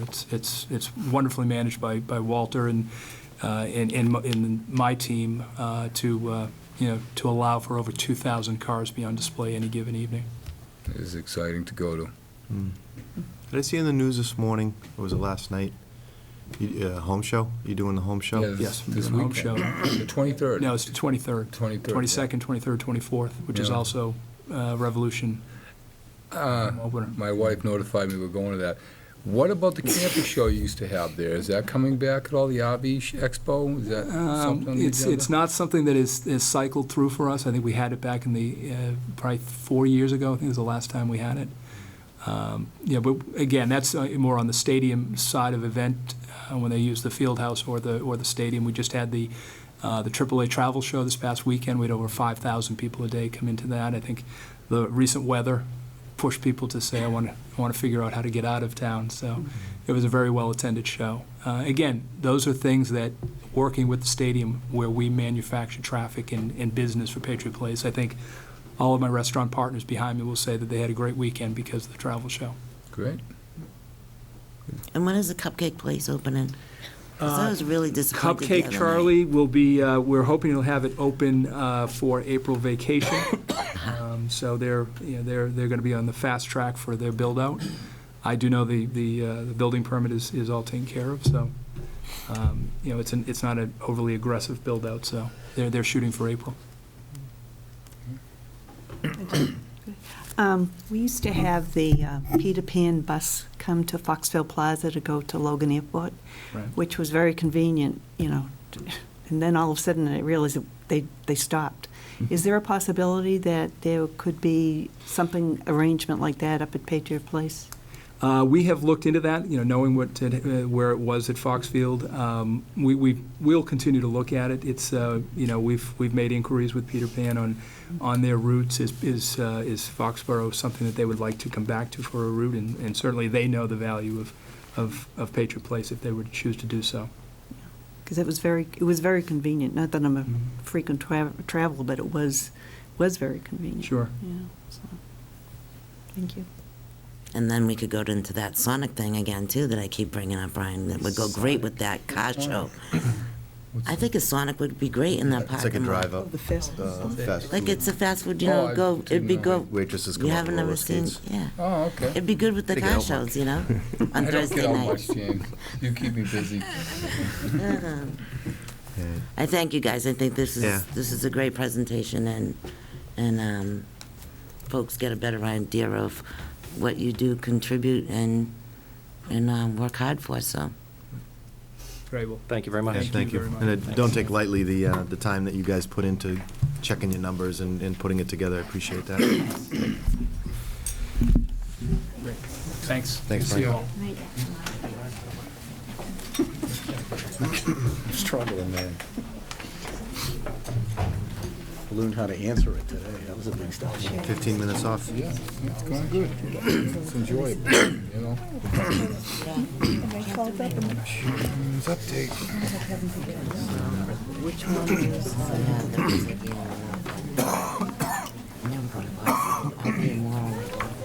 Clear out for a minute. You want to take 5? You want to wait till 9? like, but, yeah, that was the best. Also, it wouldn't go. It's like an echo in here. Everybody's got a little sugar in there. Me too. Itch in there. I'm good, thank you. But then, you don't end up, where you're gonna end up. All right, a couple more things on the in the agenda. Yeah, 40, that's Not much under the chairman's update, other than to let you know, I'd sent out an email. We do have a CIP, the Capital Improvement Planning Committee, meeting Saturday morning. Look at the numbers. For those at home, the CIP, it's a 6-member committee. Kevin's the chairman, town manager's the chairman. We've got the school superintendent, a representative from AdCom, typically the chairman. I'm representing the Board of Selectmen. Randy Scollins, our finance director, and a DPW director. And what we do is we look at items that are in need of purchase, anything over $25,000 that has a useful life of 5 years or more. Typically, you're going to see things like school buses or big capital improvements that are not on the everyday operating budget of different departments. So that's at 8 o'clock at this room Saturday morning, and that'll run till probably about 12. I wanted to touch briefly, we had a meeting Monday morning with the Tri-Town Chamber of Commerce. Ginny came to that, and it was a good meeting. It was between Mansfield, Norton, and Foxborough, and it was basically meeting with Bill Lucky.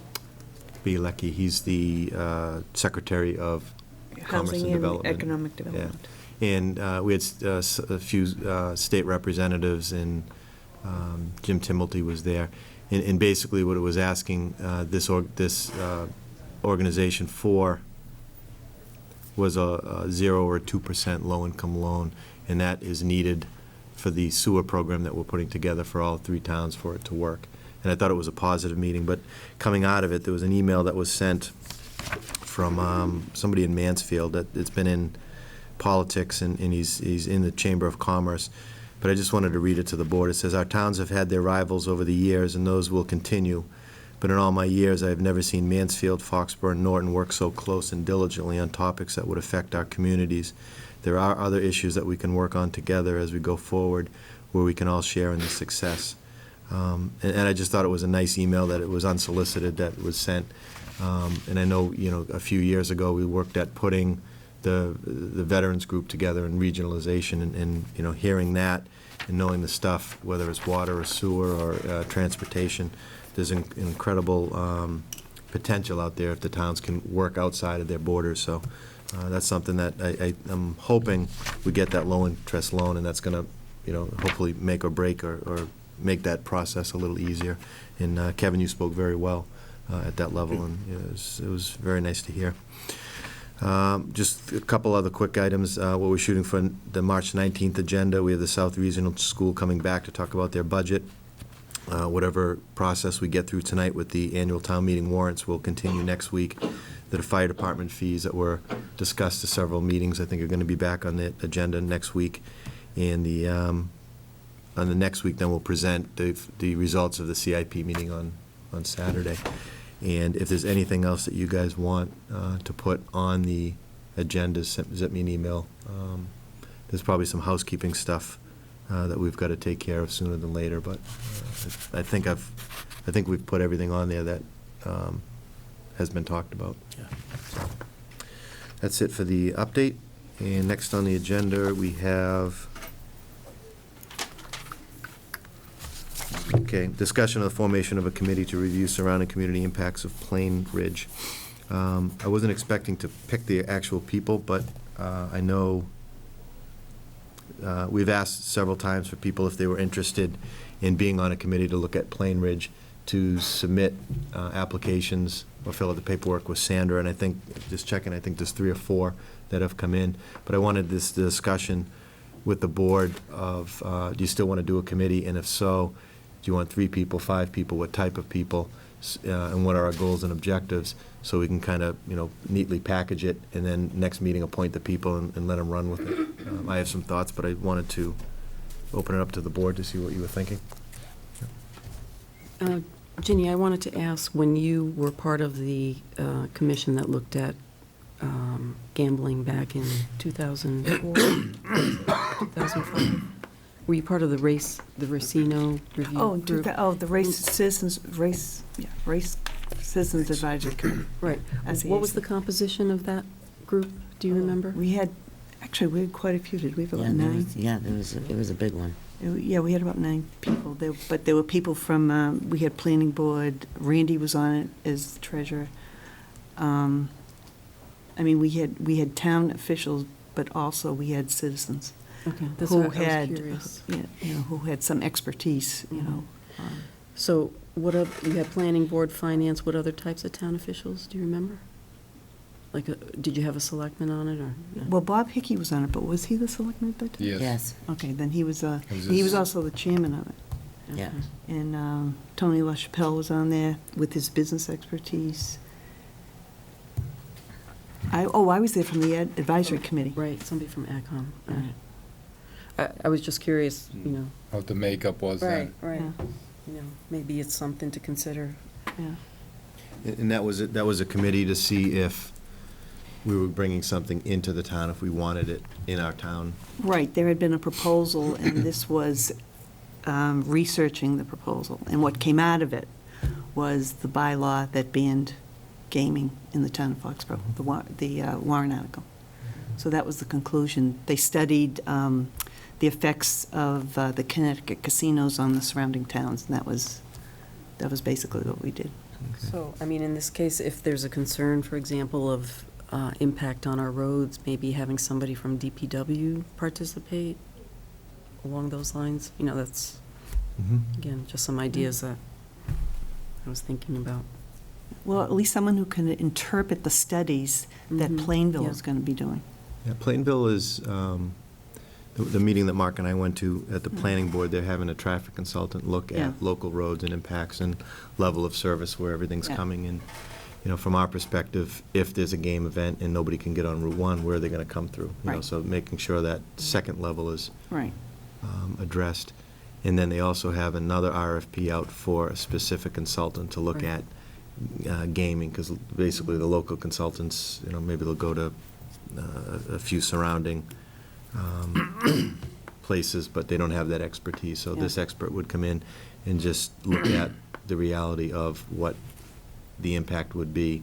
And it's not just, I mean, people focus on the traffic, but it's, you know, there's certain radiuses around things that happen, you know, from divorce to whatever, from gambling addiction and all that. So I have someone that focuses on that. And I would imagine, you know, rather than reinvent the wheel, this committee would go out and read those and bring it back. And maybe there is money available if we work it through the right channels under the gaming bylaws to hire our own consultants or our own attorney. So it's kind of a little bit of everything. Well, they said that, isn't it $50,000 set aside by the applicant? The $400,000 that the applicant sends in, there's $50,000 from what the man said the other day. The way I interpret, there was $50,000 available for consultants from that, and then there's also mitigation money from the, money from the state. But I thought there was at least $50,000 that was available. Not to this town, though. To No, their you'd have town. to, no, I It's- thought it it's- was for even surrounding communities. They have, You have to be designated a neighboring community first. Right. Then you can access the funding in order to conduct your mitigation study. And then once the mitigation study is conducted, then you work with the developer to negotiate the mitigation, and failing, coming to an agreement, because the law really doesn't put us in a strong place. The host community is in a very strong place. Neighboring communities are not. But there's an appellate authority to the Gaming Commission. So that's 1 over 10,000 explanation of the process. 50,000, because the impact of this is probably fairly limited, because this is a far, far smaller proposal than a casino, 50,000 probably would be enough to hire a consultant to do an impact analysis and probably do a pretty good job of it. So. And then we also got But the committee some unsolicited letters from attorneys also that would represent. The committee can presumably, part of their charge should be to look into that whole process and advise the board on, what the steps they recommend are, that sort of thing, and whether or not they feel they need counsel, because we're already getting solicitations, and I don't know that just because somebody solicits us means they're the best one out there to represent us, but the committee probably will need some assistance to augment town council. I think town council's got a pretty good grasp of a lot of the issues, but I think you're going to need a specialist as well, no doubt about that, part of the team. But as I say, this is not at all like a casino. This is gigantically smaller, 300-odd jobs, much smaller building. So the impacts on us, there are impacts, but not nearly what a casino in Plainville would be, that's for sure. And I would imagine that our committee, however many there are, would be attending all the meetings in regard to the, and I would hope that they would be welcomed by the town of Plainville, as part of the, on the mailing list to be notified. That would be something that I would really ask Mr. Fernandez to accommodate us. Well, I kind of alluded to that at the meeting, and he was quick to point out, and I agree, this isn't his show, it's the applicant's show. So at the end of the day, if the applicant sends his application in and he says either we're not an abutting community or we're not happy, it's it's really up to him to kind of work it out with us. Yeah. You know, Joe, Mr. Fernandez, I'm sure would let us know when the meetings are, Yeah. the public meetings. But I think our committee would be charged with working directly with the applicant, going back and forth, independent of Plainville. And I think he spoke well when it came to the impacts. He had mentioned probably 50 in that meeting that could possible impacts to his own town, never mind surrounding towns. And one of them's, you just heard the fire engines, it's, or the ambulance, it's, you know, community aid. I mean, it's, help me out.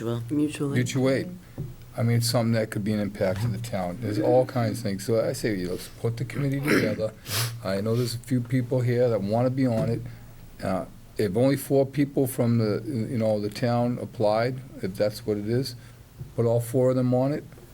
Couple from planning board expertise there, whatever, Lorraine, Ginny, and everybody. You know, go with 7 or 9. The more the merrier. Put somebody as the chairman. Get it going. Get a report back. Let's move forward instead of sitting here talking about, because we don't know what it is. Just like we didn't know in 05 and 06, we didn't know what the impacts were going to be with Patriots Place. And it was a huge learning experience. We'll take some of that knowledge with us and we'll move forward. But let's move it forward. Enough talking about it. So I make a motion, we form the committee to be 4 citizens and 5 people from boards in the town, 1 from AdCom, 1 from Planning Board, if they want to be, obviously. You can help me out with this motion anytime you want, Lorraine. DPW? DPW. And what about? Want a member of the board? Should we have a member of the board? It's fine with me. It doesn't matter to me whether it's a member of the board. 1 member of the Board of Selectmen, that's what, 8? Diane? 4 members of the community. Not finance. And finance, yeah. How about Sharon? Is Sharon somebody, you know, town planner, somebody would be, if she wants to be? A town planner, if, you know, if these people want to be part of it. We're not going to strong arm anybody. Do you think we need finance, Kevin? Well, let me suggest this to you. I think you don't want staff to be voting members. I think you want staff to be... Importing. Exactly, support members. And so I think there's 2 or 3 staff members that are pretty obvious that are going to need to help out. The planner, DPW director, police chief, fire chief, you know, but you want to make them all part of the committee. We'll just understand they're there for the committee, and the chairman of the committee can call on them for help as he or she feels they need help. Yeah, I think that's the appropriate use of staff. Yeah, we Yeah. called them non-voting members of the Well, they wouldn't be even RCA. members. They'd You know, I just mean, be they input. did make we used their input and their expertise. Right. You know, There'd They be could interpret things. for us. resources, if you will. Right. Well, it's exactly what we did with the Patriots Place. We had them come in and we asked them questions and got answers. And a lot of them, they weren't aware of what would it be. I mean, it was a big undertaking. Should somebody in the schools be involved? Should this be impacting the schools? You know, or to ask them certain questions. But I think we got our 9, 4 citizens. Can you go down that again? 4 citizens of Foxborough, a planning board member, what we call a DPW member. No, DPW staff. Yeah, but they. What do you mean, Not a water member, sewer just- commission? What? Now, we do water and sewer. We were There's talking no- about no Roger one- Hill in our conversation. No, they're staff, they'll be there for you. Okay, so we don't need that. Okay, I think that once the committee's set up, they AdCom. can reach out to... it would- yeah. What? AdCom can't be on it. no Is there voting gonna be member. voting? Can you be on it but not a voting member? It's a public meeting, we'll have someone go. Okay. They can't be part of the committee. Oh, because you're gonna have to Could be review it. expenditures Right. made, Okay, so AdCom's out. I was thinking more, 5 or 7 residents with the support from whatever staff we need. I mean, social services is That's what probably I the think. biggest one, Yeah. because they're the ones, from what I understand, that deal with the issues down the road. I'll be honest with you, I think all the staff people, pretty much across the board, are going to need to do some assessment work for the committee and make reports to them. Because I don't see, with maybe 1 or 2 exceptions, I don't see any staff that aren't, I don't see any departments that aren't going to be affected minimally. Yeah. But the point is or that bit. they wouldn't be on the committee. We'd reach out to them. They shouldn't be on the committee. So maybe Some- members of some that cases, some of committee, them aren't like even we town had, residents, Mark, you assign A liaison a to every liaison, and department. that's the And there person. was 7. We had 7. You had school, fire, police, DPW. What was the others? Been a while. School. Health. Water and sewer. Because water and sewer is a big part of Yeah. that. Or obviously, a huge part of it at the end. So there was, so we had a 7-member board. Health, yeah. And Linda was actually. I was just the secretary, I wasn't. She did the minutes and and right out, done. And so they need somebody to really assist in that too, somebody that they can depend on. Yeah, so if I think it should just be, 7 residents. Not going to figure out who's going to be the secretary, but I'm sure somebody will that's be their the gig. That's their secretary. gig. yeah. So 7 residents. I think when we're looking at it, my preference would be have somebody in there with some legal experience, somebody in there with some development experience. The people that have contacted me, I'm fine with, but I don't know if other people have contacted that I haven't seen or contacted you guys No. separately. The one person that contacted me, I told to apply, and he said he did. Okay. So, So are you guys happy with 7? Seven's It's either fine. 5 or 7, I don't want to even number. And a member of the board? I don't think you need a member of the board. My Well, I preference was a is member of not- the Second. board with Patriots Place, Yeah, so, it was bigger, that was bigger. And it wasn't that we had to worry about what he was gonna vote on after the fact. well, Well, in So- this case, you don't really have any votes, because the neighboring community, under the regulation and the statute, there's really no votes you're going to be It's casting. So recommendations. I would guess, since this is your committee, this committee's intent is to come back to you, Yes. so that with some kind of a Look at it report. objectively from what's in front of us. So the board can take a look at that and make some decisions about what mitigation you feel is appropriate, and then the negotiating process begins on your behalf. Whether that ends up being a committee function, a staff function, a special counsel function, I don't know, but that's sort of after you've decided what it is you want to do and the committee's reported to you. So if, are you guys happy with 7? Yep. And I don't think we have more than 7 applicants. Could have Sandra put it together a list? Yep. Email it out to us, and then we can't really talk about it offline. If you've got an objection to it, let Kevin know. And if there's objections, then we'll have it on at the next meeting. We'll work at the next meeting on the 12th? No. I'll 19th, we'll vote on it? I'll take a shot at drafting a charge for you based on what you've said. I've jotted some notes down, because you really do want to give the committee an idea of what it is you want them to do. And I'll solicit some staff input as well about, what is it that this committee would look into? Some obvious things, but there's going to be others. And we'll try to have that put together on your agenda for next time, so you can look at the charge and add, subtract, delete as you think is appropriate. Makes sense? all right, so I withdraw my motion, and we'll just put it on the agenda for the next meeting. Is there anyone here that wanted to be on the committee that has any input or wanted to add anything? I just have a question from last meeting. Sorry.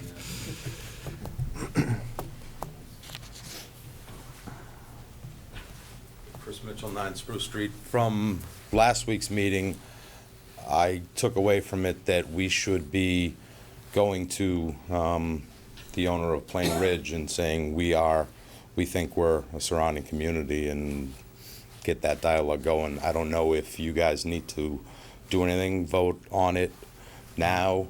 I think if you wait till March 19th, you're, Yeah, no, we've another- taken, Kevin, you had one meeting already, right? Sure. You want to talk about that? I had a meeting with the developers and indicated to them plainly that we consider ourselves a neighboring community. Now, the regulation, which really is how the Gaming Commission is going to decide who's a neighboring community, is not finalized yet. That's still in process. So it's not clear what you have to do at this point to be designated a neighboring community. There's sort of a presumptive right if you're a contiguous community, which we are. So it would be hard, I think, for anybody to say that we're not. On the other hand, I think it's probably a good idea to have town council take a look right away at the draft reg and see if maybe we just want to get something in there on the record saying, reg may not be done yet, but we're just serving notice on you formally with this written document that we consider ourselves a neighboring community. So you Nothing to met lose by with doing it. the owner of Plain Ridge and Yeah. discussed it? Yeah, and basically what they showed me is exactly what they showed us Yeah. here. We How did he receive it, that we were? They don't contest it at all. They consider us a neighboring community. Now, not in a formal sense yet, Yeah. but the fact that they reached out, and when I said we consider us, he said, sure, we understand that. I don't think that there's any opposition to the notion. Now, when we get into what we expect them to do for mitigation, well, that's going to be a Well, I different mean, story, but.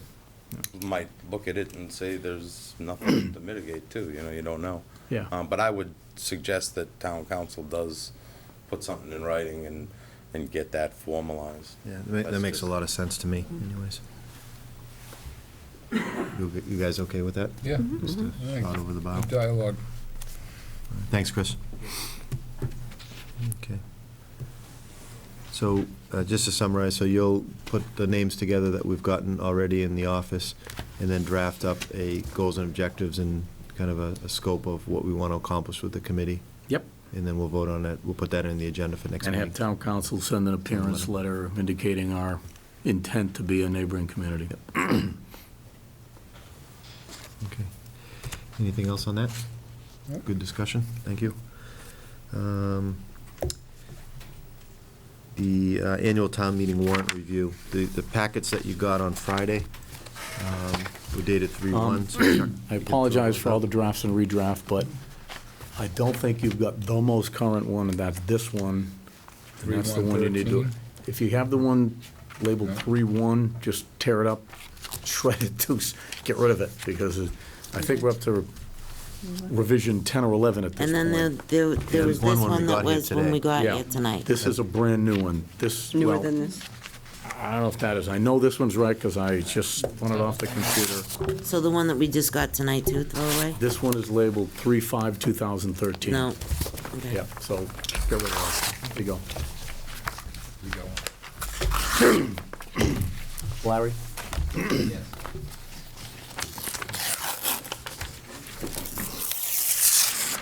The latest. Yep. Thank you. Okay. All right, Kevin, you want to start us off on this? Sure. Jimmy needed a break, so. So what you need to do as we're going is either take a vote on each article or just take one vote at the end. Why don't we go through them like we usually do, and if somebody says something they want to put a hold on, we'll put a hold on it. And then Okay. we'll go revisit them all at the end. Okay. Okay? One's the election. Hold. No. All right. 2 is the annual reports. 3 is the committee reports. It's sort of a duplication of 2, but 3 is actually the one where the planning board would make a report if they have one to make. 4 is the budget article. And by the way, per your request, please note as we're going along, we've changed the sponsors on these to be reflective of who actually sponsors them, so it's not Board of Selectmen for everything. But if you see anything you don't like, let me know. 5 is the Capital Improvement Committee article. That won't get done Saturday. until and Saturday, It's a right? public meeting, just so people know you Yep. can attend it. It's Yep. here at 8 or 9? 8. 8 to 12 typically, but I've seen them run till 3 o'clock in the afternoon, so It bring your really lunch. depends, yeah. We don't try to predict. So should we put a hold on this right now? No, the CIP, No, it's, because- that's going No, I to move mean, because forward. we're supposed to approve. Make recommendations. You're just on it. voting in or out tonight, that's all you're Right, doing. okay. We're just approving the warrant. whether We're we're not supporting voting it. to, on each individual one. We'll try and act professional. 6 is the revisions to the bylaw. Now, this is the one, there's 2 bylaw articles. This is the first one. This is the one that covers the appropriation, the money side of it. So this is the funding for the COLA. This is the funding for regrades, if any, and this is the funding for the merit system. So all that'll be under 6. What I heard tonight was that they didn't want, that the non-union folks don't want us anything. Different article. Different That's article. going to be This- deep, this that's is just further on- along. I'll show it to you when you get there. I think there's more on the vote we took last year about the assessment on town employees. 6 is an annual regular article that's in here every year, and it's always been Article 6. It's for the non-union, funding for the non-union COLA, if any, and any related costs. This is going to be the first year we're going to have a merit system, so that'll be in there. And since we now have a grade classification system, any petitions for regrades that are approved would be funded here as well. So it's all transparent. You know, the taxpayers, everybody sees exactly what's happening in the system. Kevin, for our next meeting, could we get an explanation, detail on how the merit system will work? Well, we're still finishing that. I'm going to be presenting that to you. It won't get voted under here because it's already in the bylaws, my understanding, so it's sort of an administrative procedure to the bylaw. It's not a bylaw amendment. If you want to make it a bylaw amendment later, include it in the bylaw itself, we can do that next year or in the fall. Is it a But line it's- on the budget then? Bylaw just says there shall be a merit system. Okay. And then over here, we're going to create it and bring it to you to look at. Is that new? Yeah, this is a brand-new merit system because the old one effectively doesn't exist. There's no forms, there's no anything. So, I guess This is I all just wanna- brand new. Right. So before we voted it, as part of this, Yes, before you vote funding, we have to create the system. right, Right, and it's pretty much done.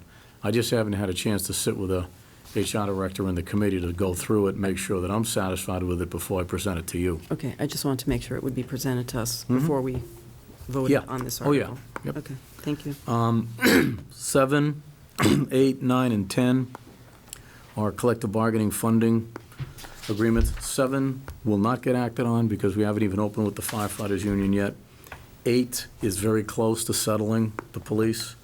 9, the highway contract. I'll let you know, we're bargaining later this week, and it looks pretty good. 10, we haven't opened with the library yet, but since that's typically a very quick negotiation, I'm hoping, once I get done with the police, open with the library, and I'm still hoping that can get acted on this year. But no promises. 11 is a couple of technical changes. These are returning surpluses from old articles back to the Treasury, basically. 12 is the annual department revolving fund article. That's an annual article. Now, one note, we added the Conservation Commission to this year. I think you all saw that email about that. 13 is what's now become an annual article to fund OPEB. This is the meals tax money, so we have that policy that you did that distributes, it sets up the percentages, how much goes to OPEB, how much goes to road maintenance. So this is the chunk that goes to OPEB, and very, very pleased at the amount of money here. This is a really, $564,000 is a significant amount. The OPEB liability is $52 million, I think, but we're getting there. I mean, we're funding it. We got $2 or $3 million in there now. There's a lot of other towns that aren't doing anything, so we're ahead of the power curve in that way. I had a question on that. Now, this is the meals tax money, and so the meals tax money, where does that go once it's? Well, it goes in what- wherever we put it. If- No, I mean, is it in? General fund? General fund? It's a general or- fund receipt. Okay. Yep. And My what we que- have to do is we have to move it Mhm. where you want it, or it just falls to free cash. Okay, because my question on this was, it says appropriate or transfer from available funds. Right. Okay, but in 2010, which was the first time, it came from free cash. The Right. first year we did that, it came from free cash. In 2011, it was separated into free cash, water receipts, and sewer receipts. So this money, do the water and the sewer pay separately into OPEB? Yes. Yes. Okay, so if last year it was separated, I think this year it should also be separated. That happens under the motion, not the article. No, it was in the article. It was Oh. in the article? I mean, I looked at the warrant article from 2010, I'll check 2011. that. I'll check that. And it had, the money was separated by free cash, there was an amount, water receipts, amount, and sewer receipts. Okay, I'll check that So, to be because sure. I'm concerned that where it says available funds, that doesn't say where it comes from. Right, no. Under the motion, we specify where it comes from. But I'll check to make sure there isn't a mistake here, because now that you're saying this, Because when the AdCom looks at this, aren't they're going to want to know what comes from free cash, what comes from water, what comes from yeah, sewer. we don't do that till later in the motion. We've already talked about this. We know okay. where it's coming from, but I think you raise a good point. I mean, the citizens should certainly Well, it was, know and yeah, believe where it's coming from. because it was in 2011 that was Yeah, separated. I don't know offhand if that was in the motion or the article. I'm going to have to go back. Well, I just looked at the annual book with the results of the town meeting, and I noted it was separated. So I think that would be something that I'd like to see for the AdCom too, when they Oh, look yeah, at it. absolutely. We don't write motions probably for another month yet, though, Mhm. because, there's still going to be a lot of changes in the budget, and this is, believe it or not, although it's a separate article, it's still part of the big budget. There's 8, 9, 10 articles here that are part of the budget, Yeah. and it doesn't all get settled for another 3 or 4 weeks yet. Along about the end of April is about when it gets cast in stone. It can't change, but we've had changes the night of town meeting. I mean, it happens, I just wanted to mention at advisory committee, Randy Scollins had done a really good update on the, some legislation coming out about the OPEB funding. If it passes, then our OPEB liability will be reduced by $17 million. So it's going to be a major league change. Won't change this appropriation because it'll drop it from 52 million down to 30-something. Right. We'll still be light years from funding it, but we'll be getting closer. Right, it's good news. Yeah, and that had been filed on February 13th by the governor. Are they fast-tracking that? We're Because- tracking it through Jay, yeah. I will tell you, there'll be a tremendous amount of controversy about it. Word is that something's coming out this year, but what it's going to look like is going to be a lot different than what went in, I can tell you that. Yeah. But if they really want it to happen, they can fast-track it, and that's something that Jay would know, Yeah. what it is. I don't think you'll see this fast track because there's too I many thought we labor were going to groups. put these on hold. And go through them all and then go back. So let's try and stick to that, okay? So 14's kind of a 14 is the annual article to transfer funds into stabilization fund. We do this every year. 15 is the consolidated personnel bylaw. Now, this is the one that you had asked about. So there's 3 specific changes in here. You need to be sure that you want all 3 of these in there. The first one is a technical change for the EEO language because the current language is out of date, so it's got to get changed. Not a substantive change, it's a technical one.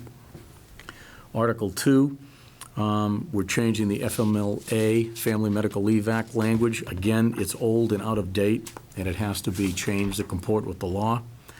And the third, Article 2, Employee Benefits, Section O, Education Reimbursement. This is the one that was the subject of your discussion last week. So you need to look at this very carefully and make sure that this reflects whatever it is you want to propose, if indeed you're going to leave this in. Comment? hold, you mean? You want to come back to it, is that what you're I saying? missed the beginning. Is it what you Yeah, guys we're are just doing? gonna now? You go through them and you put hold, so we'll Hold go it. back to All right. that one, all All right? right. All right, next, Article 16 is to rescind a surplus borrowing authorization, again, routine. 17 is the annual Chapter 90 road repair grant money. 18 is the stretch code. You recall, we tried this last year. Mark spoke in favor of it. AdCom was in favor of it. Everybody was in favor of it. And we kind of got blindsided on the floor of town meeting by some opposition that, frankly, nobody thought was coming. This year, we'll do a lot better job preparing this. My understanding from the building commissioner is that probably within a year or 2, this is going to be the building code anyways. But right now, it's the last thing we need to do to become a quote-unquote green community and immediately score a $180,000 grant for energy conservation retrofitting of fixtures and things, and then be in line for a whole bunch more grant money. So this is something I recommend to you for sure. 19 is a transfer from free cash for the planning board to complete the master plan. I think, as you're aware, they're doing a lot of good work, but want to do some more good work, and looking for some additional money. 20 is the establishment of the Municipal Affordable Housing Trust. I think you're all familiar with that. And then the rest of these, 21, 22, 23, 24, 25, 26, 27, 27 are all zoning articles proposed by either the ZBA or the planning board. And I don't know what any of them do, frankly. I kind of wait to hear that explanation just like you do. 28 is the TIF. Now, I am making an assumption here, which is that the committee is going to recommend this to you, and you are going to propose it to town meeting in some form. You may not propose it in the form we recommend it. You may change it. You may do whatever it is you deem appropriate, but So that what would I'm be a suggesting is that- board-funded article. Because that? it doesn't say who's supporting the, that would be a board No, article. I've already picked that change up. Yeah, that's going to be Board of Selectmen. But what I'm saying is that in some way, means, or manner, you're going to act on this. Otherwise, you wouldn't have this article in here, so. Kevin, when is that going to be ready to come in front of the board to? We are review the meeting work? on Thursday to conduct a negotiation with them, having had 3 meetings to get prepared for it. I'm anticipating 1, maybe 2 negotiating meetings, and then it'll be ready for you. So I would say probably not this week, probably going to be 1 more meeting. And then I think it'll be ready for your next meeting, because you meet again after tonight in 2 weeks, and then you'll have it ready 19th, for and that then night. probably the 2nd. Yeah, I think it'll be ready for that night. For the 19th? Hmm? For the 19th? Yeah, now, the only way it won't is if there's still some technical things we're working out, because I can't promise, but I'm pretty optimistic. And Article 29 is a placeholder for the library easement. I don't know if y'all We got another one? know about that. It's the one that we have to get for the homeowner backyard. next to the library. I thought we had And approved that. we've actually got the wording, these drafts are driving me crazy, and Sandy's losing her mind. But this draft doesn't have it in here, but the one that's dated 3/1 does have it in there. We gotta meld them. I thought we already did that. I thought we did. I thought we approved that even like 3 times already. Yeah. Don't ask me. Town council's here all the Twice, so I time. got a double out there. That was at the last town meeting, right? Yeah. It's got to be something else. It's got to, Dr- I mean, well, let's it's see a- what it I is, thought you that know. was one that we couldn't vote on, and then it went back to our I see the one last we want. meeting, and we It's not on voted the on 3-1, I'm it. looking at this one. Yeah. No, those are If, the- by the way, if you see typos and things, don't worry about it. We'll pick them all up, because this is still very rough. This isn't the warrant. This is just a draft. So you can have a discussion. Did that already. So you got one hold on Article, whatever it was there, the personal, Article 15. Okay, Lorraine, you had something on that? Yeah.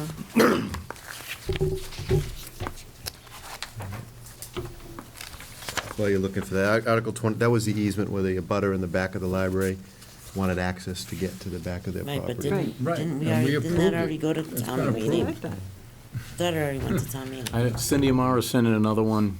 All I know is they need another one for something. I don't know. Maybe it's an as-built approval, it's actually got a, I don't know, whatever. Well, it's not a no, it's a no-brainer anyway, so why spend time on it? Okay. You know, they needed it to even do the project, so. All Now, you'll right. get one more look at this with the final wording at your next meeting. That'll be the warrant you'll actually sign. But what we wanted to do tonight was get the board to determine in or out for these articles, and if there's any changes to any of them. Because after this, there's not going to be any substantive changes, not going to be any new articles, not going to be anything coming out. There could be technical additions and deletions to it, but there won't be any substantive changes after tonight. That lets me get it to Larry and the AdCom, so they've got the substance of everything. They can schedule their meetings, even though some of this wording is still in flux a little bit, but they're able to do their job. in Article 15, right? That's Yes, what we got to that's hold. the- But then you first want one to to just, hold. why don't we take that home, review it, instead of getting into a big discussion about it tonight, because I understand their input, and I want to digest it a little bit. We got time to vote on this, but, I mean. I just what- wanted to suggest that we make sure that we have the input that, the employees are requesting. Oh, absolutely. So that, because whatever's written here is not based certainly with any input from them yet. Yeah, and in my feelings, it might be a little, at this point, the way it's upset everybody, it might be a little rushed for the spring, is like a little thing I'm saying to myself right now, but I want to review this. I ain't got time to read it and talk and read and all Well, at the same time. here's your problem. When you come in here at your next meeting, you have to sign a warrant. Right, so that's why I said we can have that discussion in depth then. We can't sign it and then make changes No. at the same meeting. We can take it off. We don't have to have, we can strike you 15 from the warrant and amend it. Well, here's what I can do for you. If you really need these 2 weeks, and I understand. Might need a couple of days, I don't need 2 weeks, but we're not coming back in before that. Right, your next meeting's in 2 weeks, so, if you need those 2 weeks, as long as the AdCom knows there's an article and they know it's gonna have something in it, they're good to go, they can start their deliberations, because they could schedule this particular article for after 2 weeks from now when you finalize it. Here's what we'd have to do. Everything else in the warrant would be final for that night. This one wouldn't. So you can have a discussion about it. We literally will go in the other room and make the changes you want on the computer, bring a new original warrant out here, and then you got to sign it that night, because you will not be able to wait any longer in order to meet the legal posting deadlines and all that. Remember, So- 30 days prior to, not including the date of, or the day before and all that. So your next meeting, you'd be too late. Well, then you want to have it at the beginning of the agenda, so that the staff is still here to be able Yeah, to do that. that's not a So problem. have it right at the And- beginning, Jim, what do you think? And that assumes that you have the meeting with employees to, that the personal wage bylaw has, personal wage group has the meeting with employees to get the input for this article. Correct? I'm sorry if I'm not speaking Don't English. think that's what they had envisioned. I don't think that's They what who? they read to you earlier tonight. They asked you to take this off the warrant. That's your call, but Take it off altogether, Well, or not vote on it No, tonight. they you heard want- it they the same want- as I did. That's what they said, I think. Well, they Not hadn't what I seen it. heard. Didn't they Right. give you a We letter? got it right here, we can They reread had it. no, Could you they had read- no chance to have Can I have that for a input. second, please? They Lorraine, wanted can you read input. that? You being the clerk, can you reread that, please? On behalf of the undersigned non-union employees, we would like to express our displeasure at what took place on the February 26th at the Selectmen's meeting. Board of Selectmen publicly disrespected a member of our group as well as the process. The action is unacceptable to us. In the past, our group of employees were part of the process of making any changes to any of the personnel wage bylaws. As the second largest employee group in this town, we believe that up until the last couple of years, we have been part of the process. We respectfully request that the board respect the established process for reviewing the personnel wage bylaws and that you discontinue any discussion of changes to our benefits without our involvement in the process. They want- Furthermore, we expect you as a board to remove the warrant article pertaining to benefit changes so that we may have a meaningful discussion with the board and all involved in the process. So if that can't happen in 2 weeks, then Right, we should take it off. So they wanted both. Yeah, they basically. Dialogue and removal. Yeah. And Well, also. not necessarily this- if they get a chance to put their input in. I mean, that's what they're saying. They didn't get a chance. Previously, they had, but, Well, it's only been a week. right. Yeah, I mean, this was brought to Kevin's attention at the end of January. And when we talked about changes, I mean, it was my understanding that that this would be reviewed in time for town meeting, annual town meeting. We talked about this at the end of January. Kevin, do you have, I'm sorry, Larry, AdCom's been talking about this No. at all? Nothing? So you have no input yet? Not yet. Okay, sorry. I think you need to review the tape of January 19th, or whatever the night was, because I did. And you will find that you reached some very specific conclusions, and at no time was I asked to do anything. Absolutely not. I would invite you to review the tape. Well, Kevin, when I talked to you about this at the advisory committee, it was my understanding that, I was concerned about it, and I should think my concern would have been transferred to you. I am an elected selectman. If I have a concern about something and I say something to you, I should think, something, it should at least be looked at. And then it was being looked at. I talked with Gary and, Gary Whitehouse, and he had the same concerns I had. So this has been an ongoing process. This isn't something that just happened yesterday. This has been an ongoing process, which I feel should have been addressed a while ago so that the employees could have had input. I think, Mr. Chairman, please help me here, because this is an old theme with the board. And I think board members need to understand that individual board members have no authority or power. You exercise your authority as 1/5 of a board, each of you. So, and I realize, Ginny, we've never had this discussion, but I have had it most clearly with past boards. If a board member asks me to do something, and it is a substantive thing, or it is something with which I strongly disagree, then I invite that board member to take that question to the board and find out what the board is, where the board is on that question. Now, if you view the discussion of the board that night when you brought this up on the agenda, it was very clearly determined that you would come back to the board with a recommendation of what you wanted to change. There was no instruction to me to do anything, and indeed, I disagree then, I disagree now. I've made my position abundantly clear. I think this is a bad idea. I think the process is exceptionally ill-advised for the reasons you saw tonight, and I don't agree. And so when if a board member says, Kevin, I get this idea, and I say, gee, I think that's a great idea, I'll act on it and bring it to the board. But if a board member says, I have this idea and I don't agree, I will ask you to go to the board, where I will speak my mind, and then if the board makes a decision, I will execute it.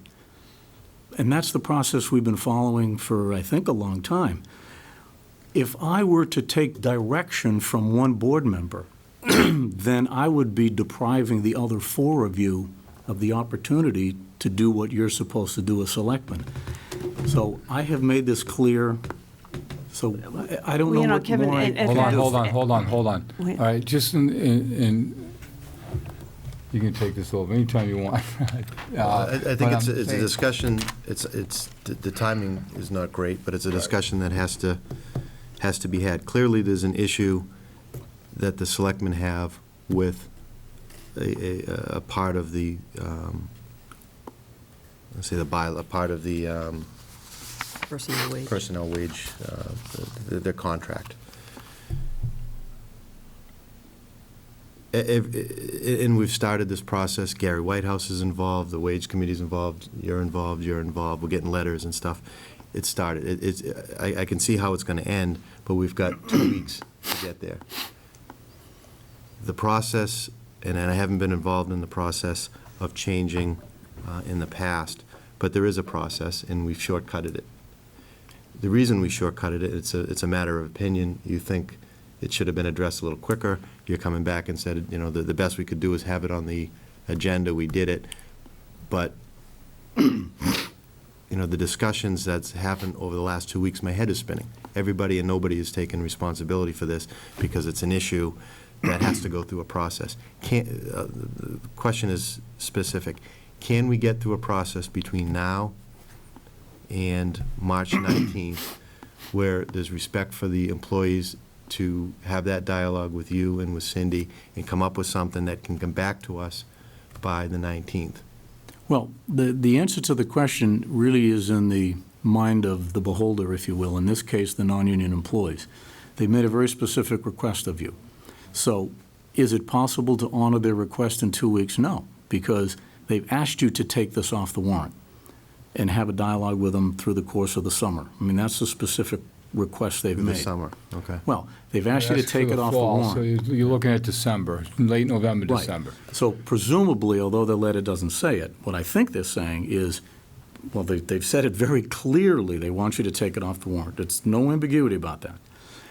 What I presume they would like is what's been done in the past, where there's a conversation between them, the Personnel and Wage Board, the town manager, and ultimately the Board of Selectmen about a change to their benefit structure. And then that conversation, the result of whatever it generates, which typically goes over quite a few months of time, it's not a quick conversation, comes back to you with a recommendation for a town meeting action. The the Manager Act is fairly clear and on point and instructive.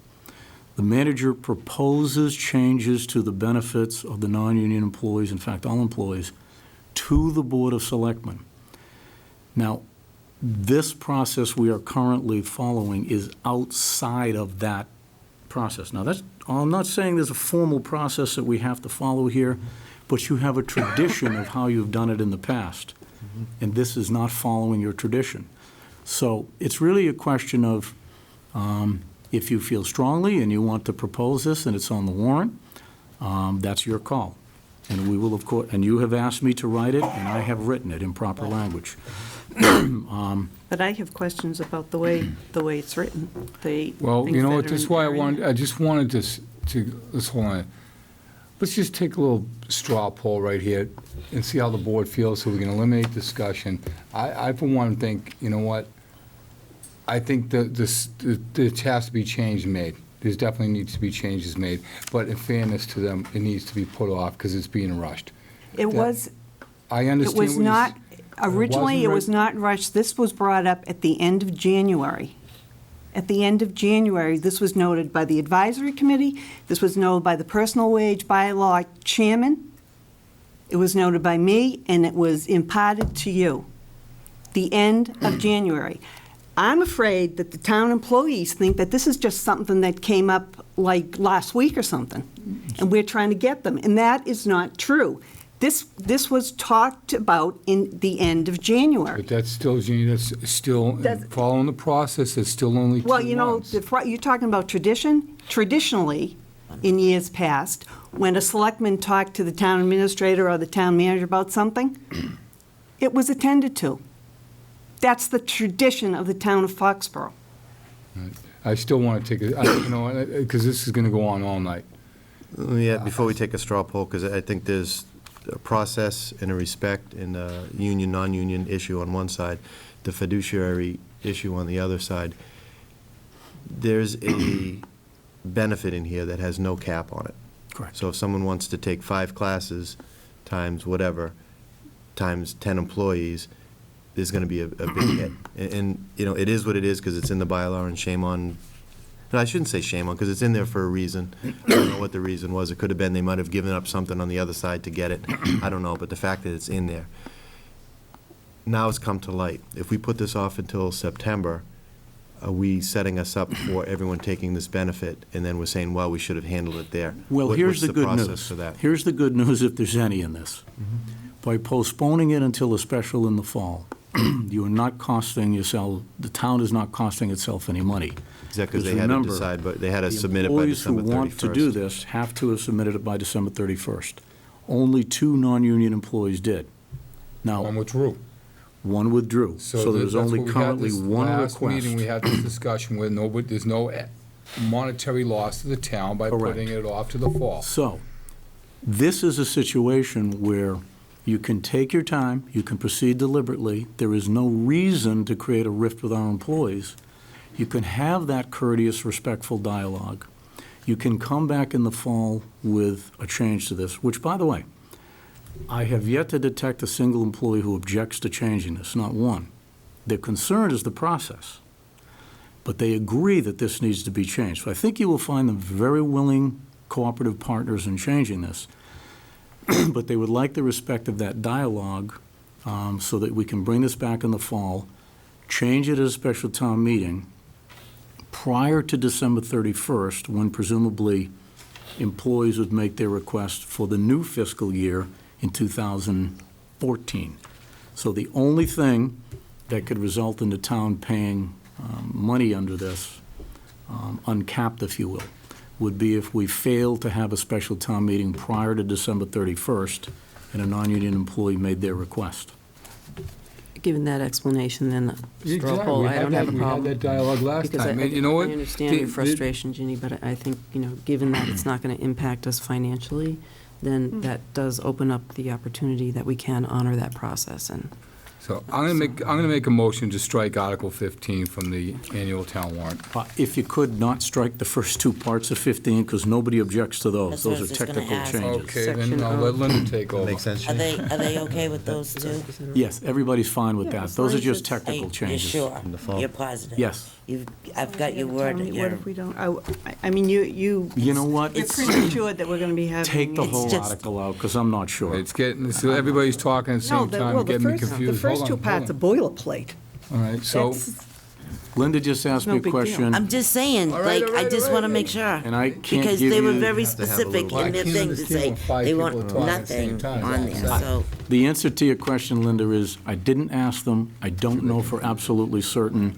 I don't think it'd be a problem, but I don't want to speak for them, so I don't know. There's no harm in letting that language wait till the fall also. all right, so you want the motion to be to remove the, Article 15, just totally, because we're not sure about the first two parts of it too, all right, so so. we're gonna get rid of the whole article. Yeah. That's, all right, motion to remove Article 15, just like I said. Before we make the motion, the same group that asked us not to talk about it, it wants to talk to us about it, so.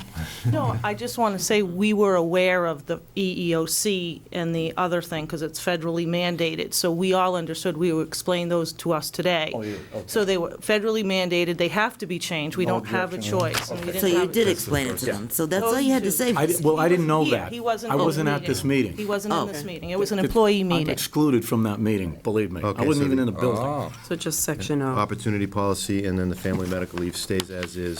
The Article 2 So employee it would just benefits be gets stricken. Article 3 employee benefits Thanks, Lisa. that would be stricken. So Article 3. It's, Article well, it's Article two. 2, section O. It's the section of Article 15 that says Article 2 employee benefits, Section O, All education. right, strike my motion, please. And somebody that understands this mumbo Section O. jumbo, make the motion, because it's now confusing me. I'll make a motion to strike part of Article 15 that says Article 2 employee benefits, Section 0, education reimbursement for reconsideration for the fall town meeting. Second. Motion made, seconded. Further discussion? All those in favor?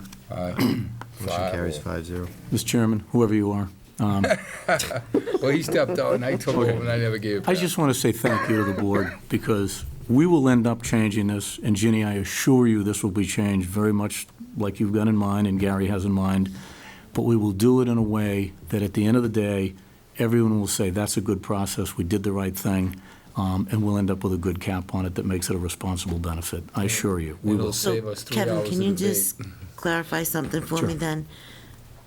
So you didn't discuss this with them, with the non-union personnel? I discussed it with the department heads when I reviewed the whole Well, what I'm warrant. talking about is, we're talking about the EEO and the Family Leave Act.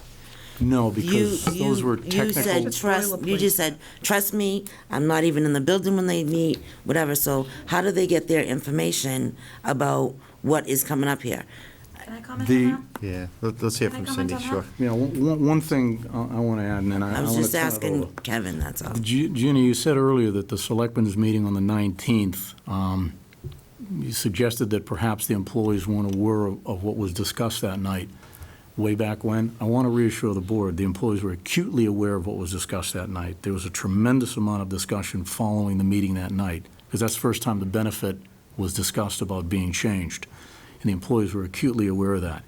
I had a conversation with the department heads following that when we went through the entire warrant and talked about all the different articles that were in it. But there was a subsequent meeting, discussion and meeting that occurred today, which I was not a party to specifically, and don't know what happened. Okay. So, the technical boilerplate ones that you're talking about Yeah. were discussed in department head. We handed them out to all department heads, asked them to bring them back to their staff. If there were any comments or concerns, to get it back to me by a certain date. Then today, I just made sure all the non-union staff were aware, because you were discussing it tonight, so that there wouldn't be any issues. So it did sort of happen in like 2 or 3 tiers. It was handed out in department head. They were told to hand it to their staff members, all staff members, and then I discussed it with them as well. So it did. Okay. That so meeting that that's- happened today, Kevin was not there.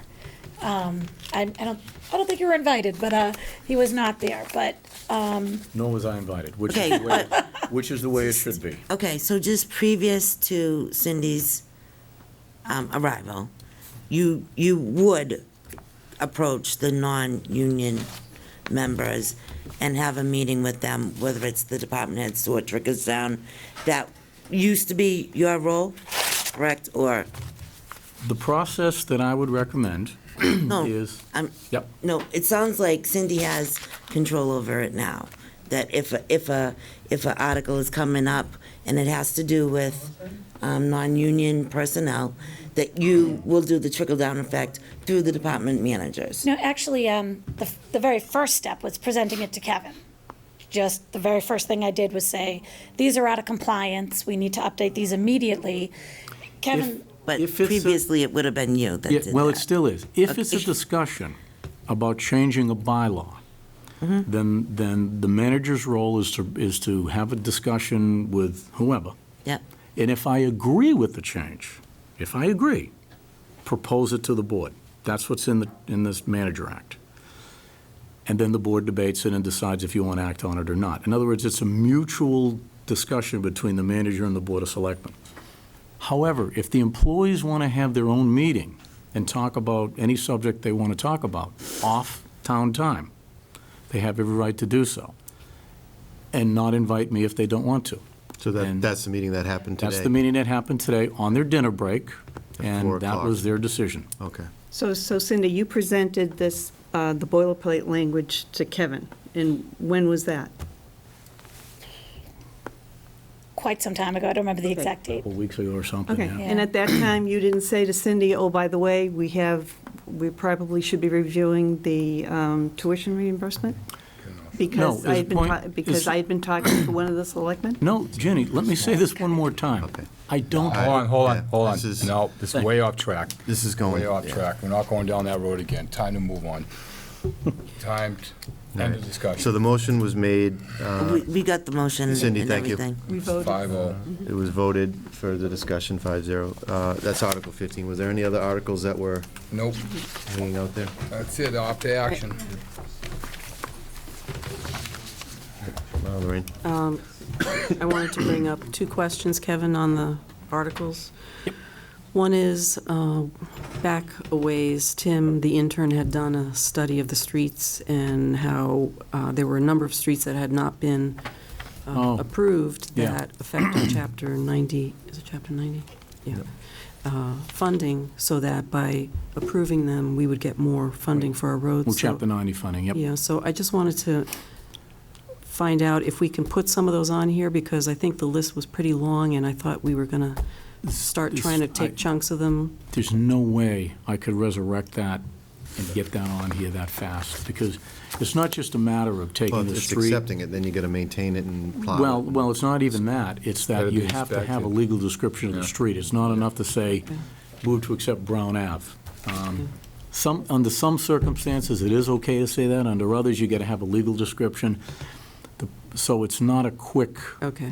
it's not something, To go from it a would be private a road to huge public body of road work is- to try to pull it off. Okay, I so think maybe did something we all could do the- for. I think we did all the easy ones, and the ones that were left, they were kind of in 3 batches. There were the real easy ones, then there were ones that were kind of complicated but not so bad, and then there were the ones that were just incredibly complicated. And we did some of the easy ones, I know that, because we picked up, I think we picked up about a $30+ thousand increase in Chapter 90 money because of that. And then there was a second batch, and we just haven't had I time to mean, get it back seemed like to there it. were a lot of them, so I just thought, maybe if we could just restart that process again. So I'd I have don't to know if go there's back. any easy ones still left out there that we could consider looking at. I'll be happy to check. Okay. And if, I mean, I got to turn it over to Roger, because I'm just beyond swamped. Okay. With budget wrap-up, warrant, and all that. But I'll have DPW check that, and if there are some, Bob Swanson will know. Okay. Then I'll go ahead and put them in, and if we can't get absolute clarity, then I won't do it, because I don't want to risk having them in here and having a big mess at town meeting, because they're not thought out. Okay. Well, why don't you can prepare it for the fall town meeting, and that'll be... Yeah, absolutely, So sure. that'll give you plenty of time Yep. to do the Yep. investigation. Yeah, no problem.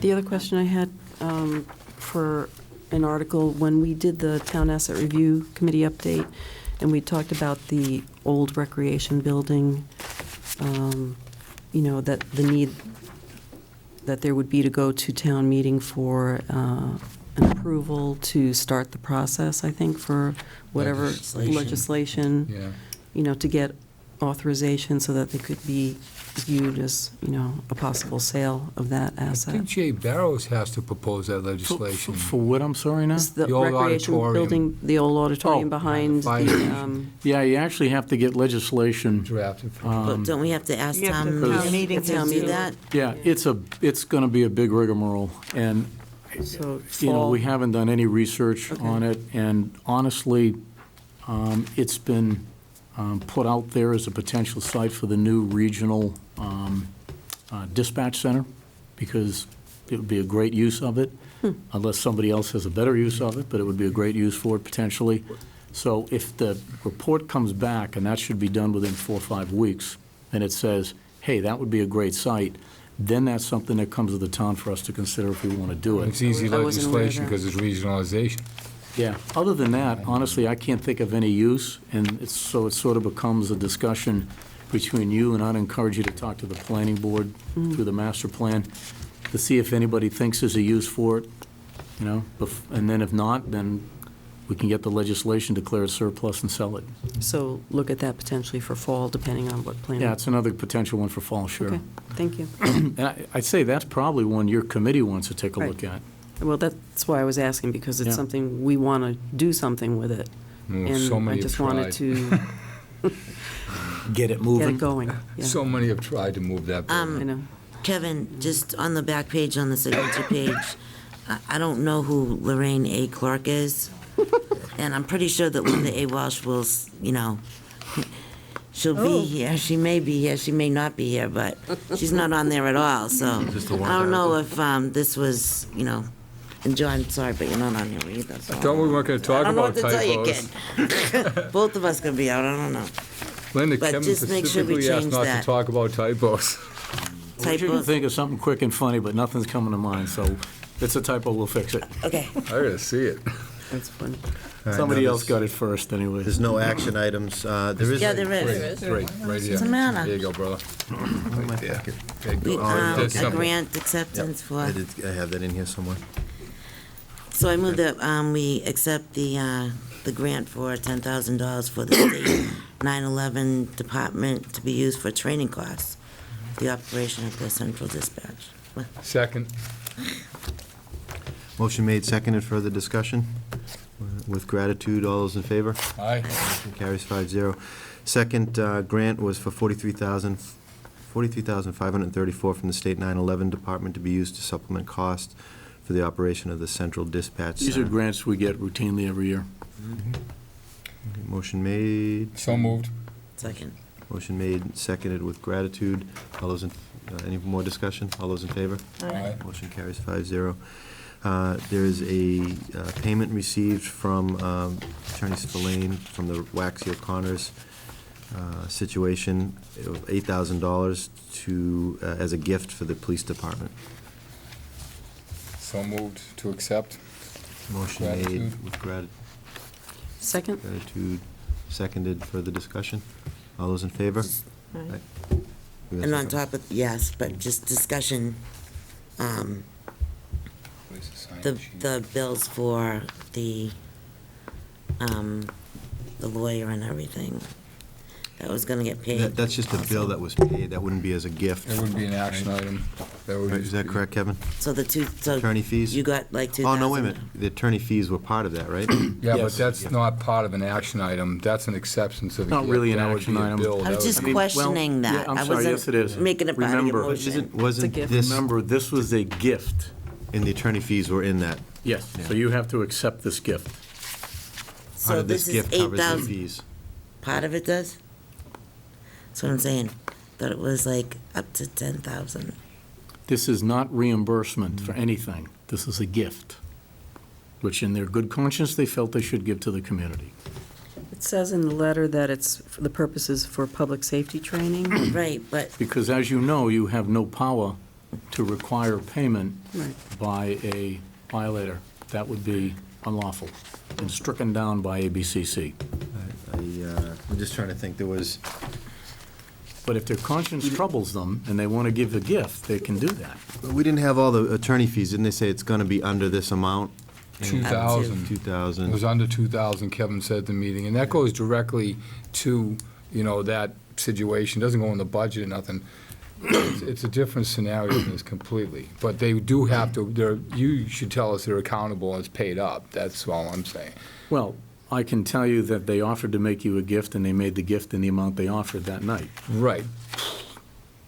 Plus the attorney fees. It was 8,000 plus attorney Well, fees. they offered to give you a gift, period, in an amount, and they did it. They Yeah, and I- cannot reimburse your attorney's fees. It's against the law. So this is part of it?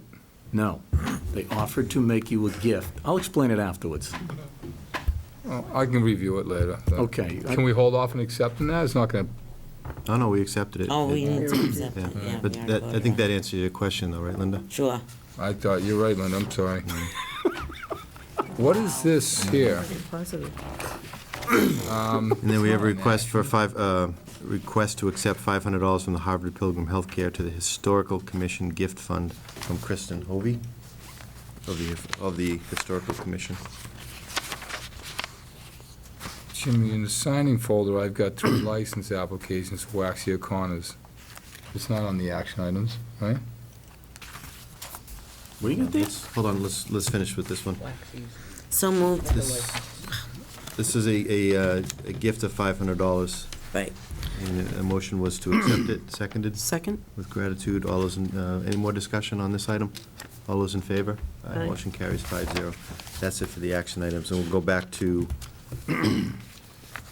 I haven't seen the package that we have to sign. I just opened it looking for what we were approving. There's nothing in it that we're approving.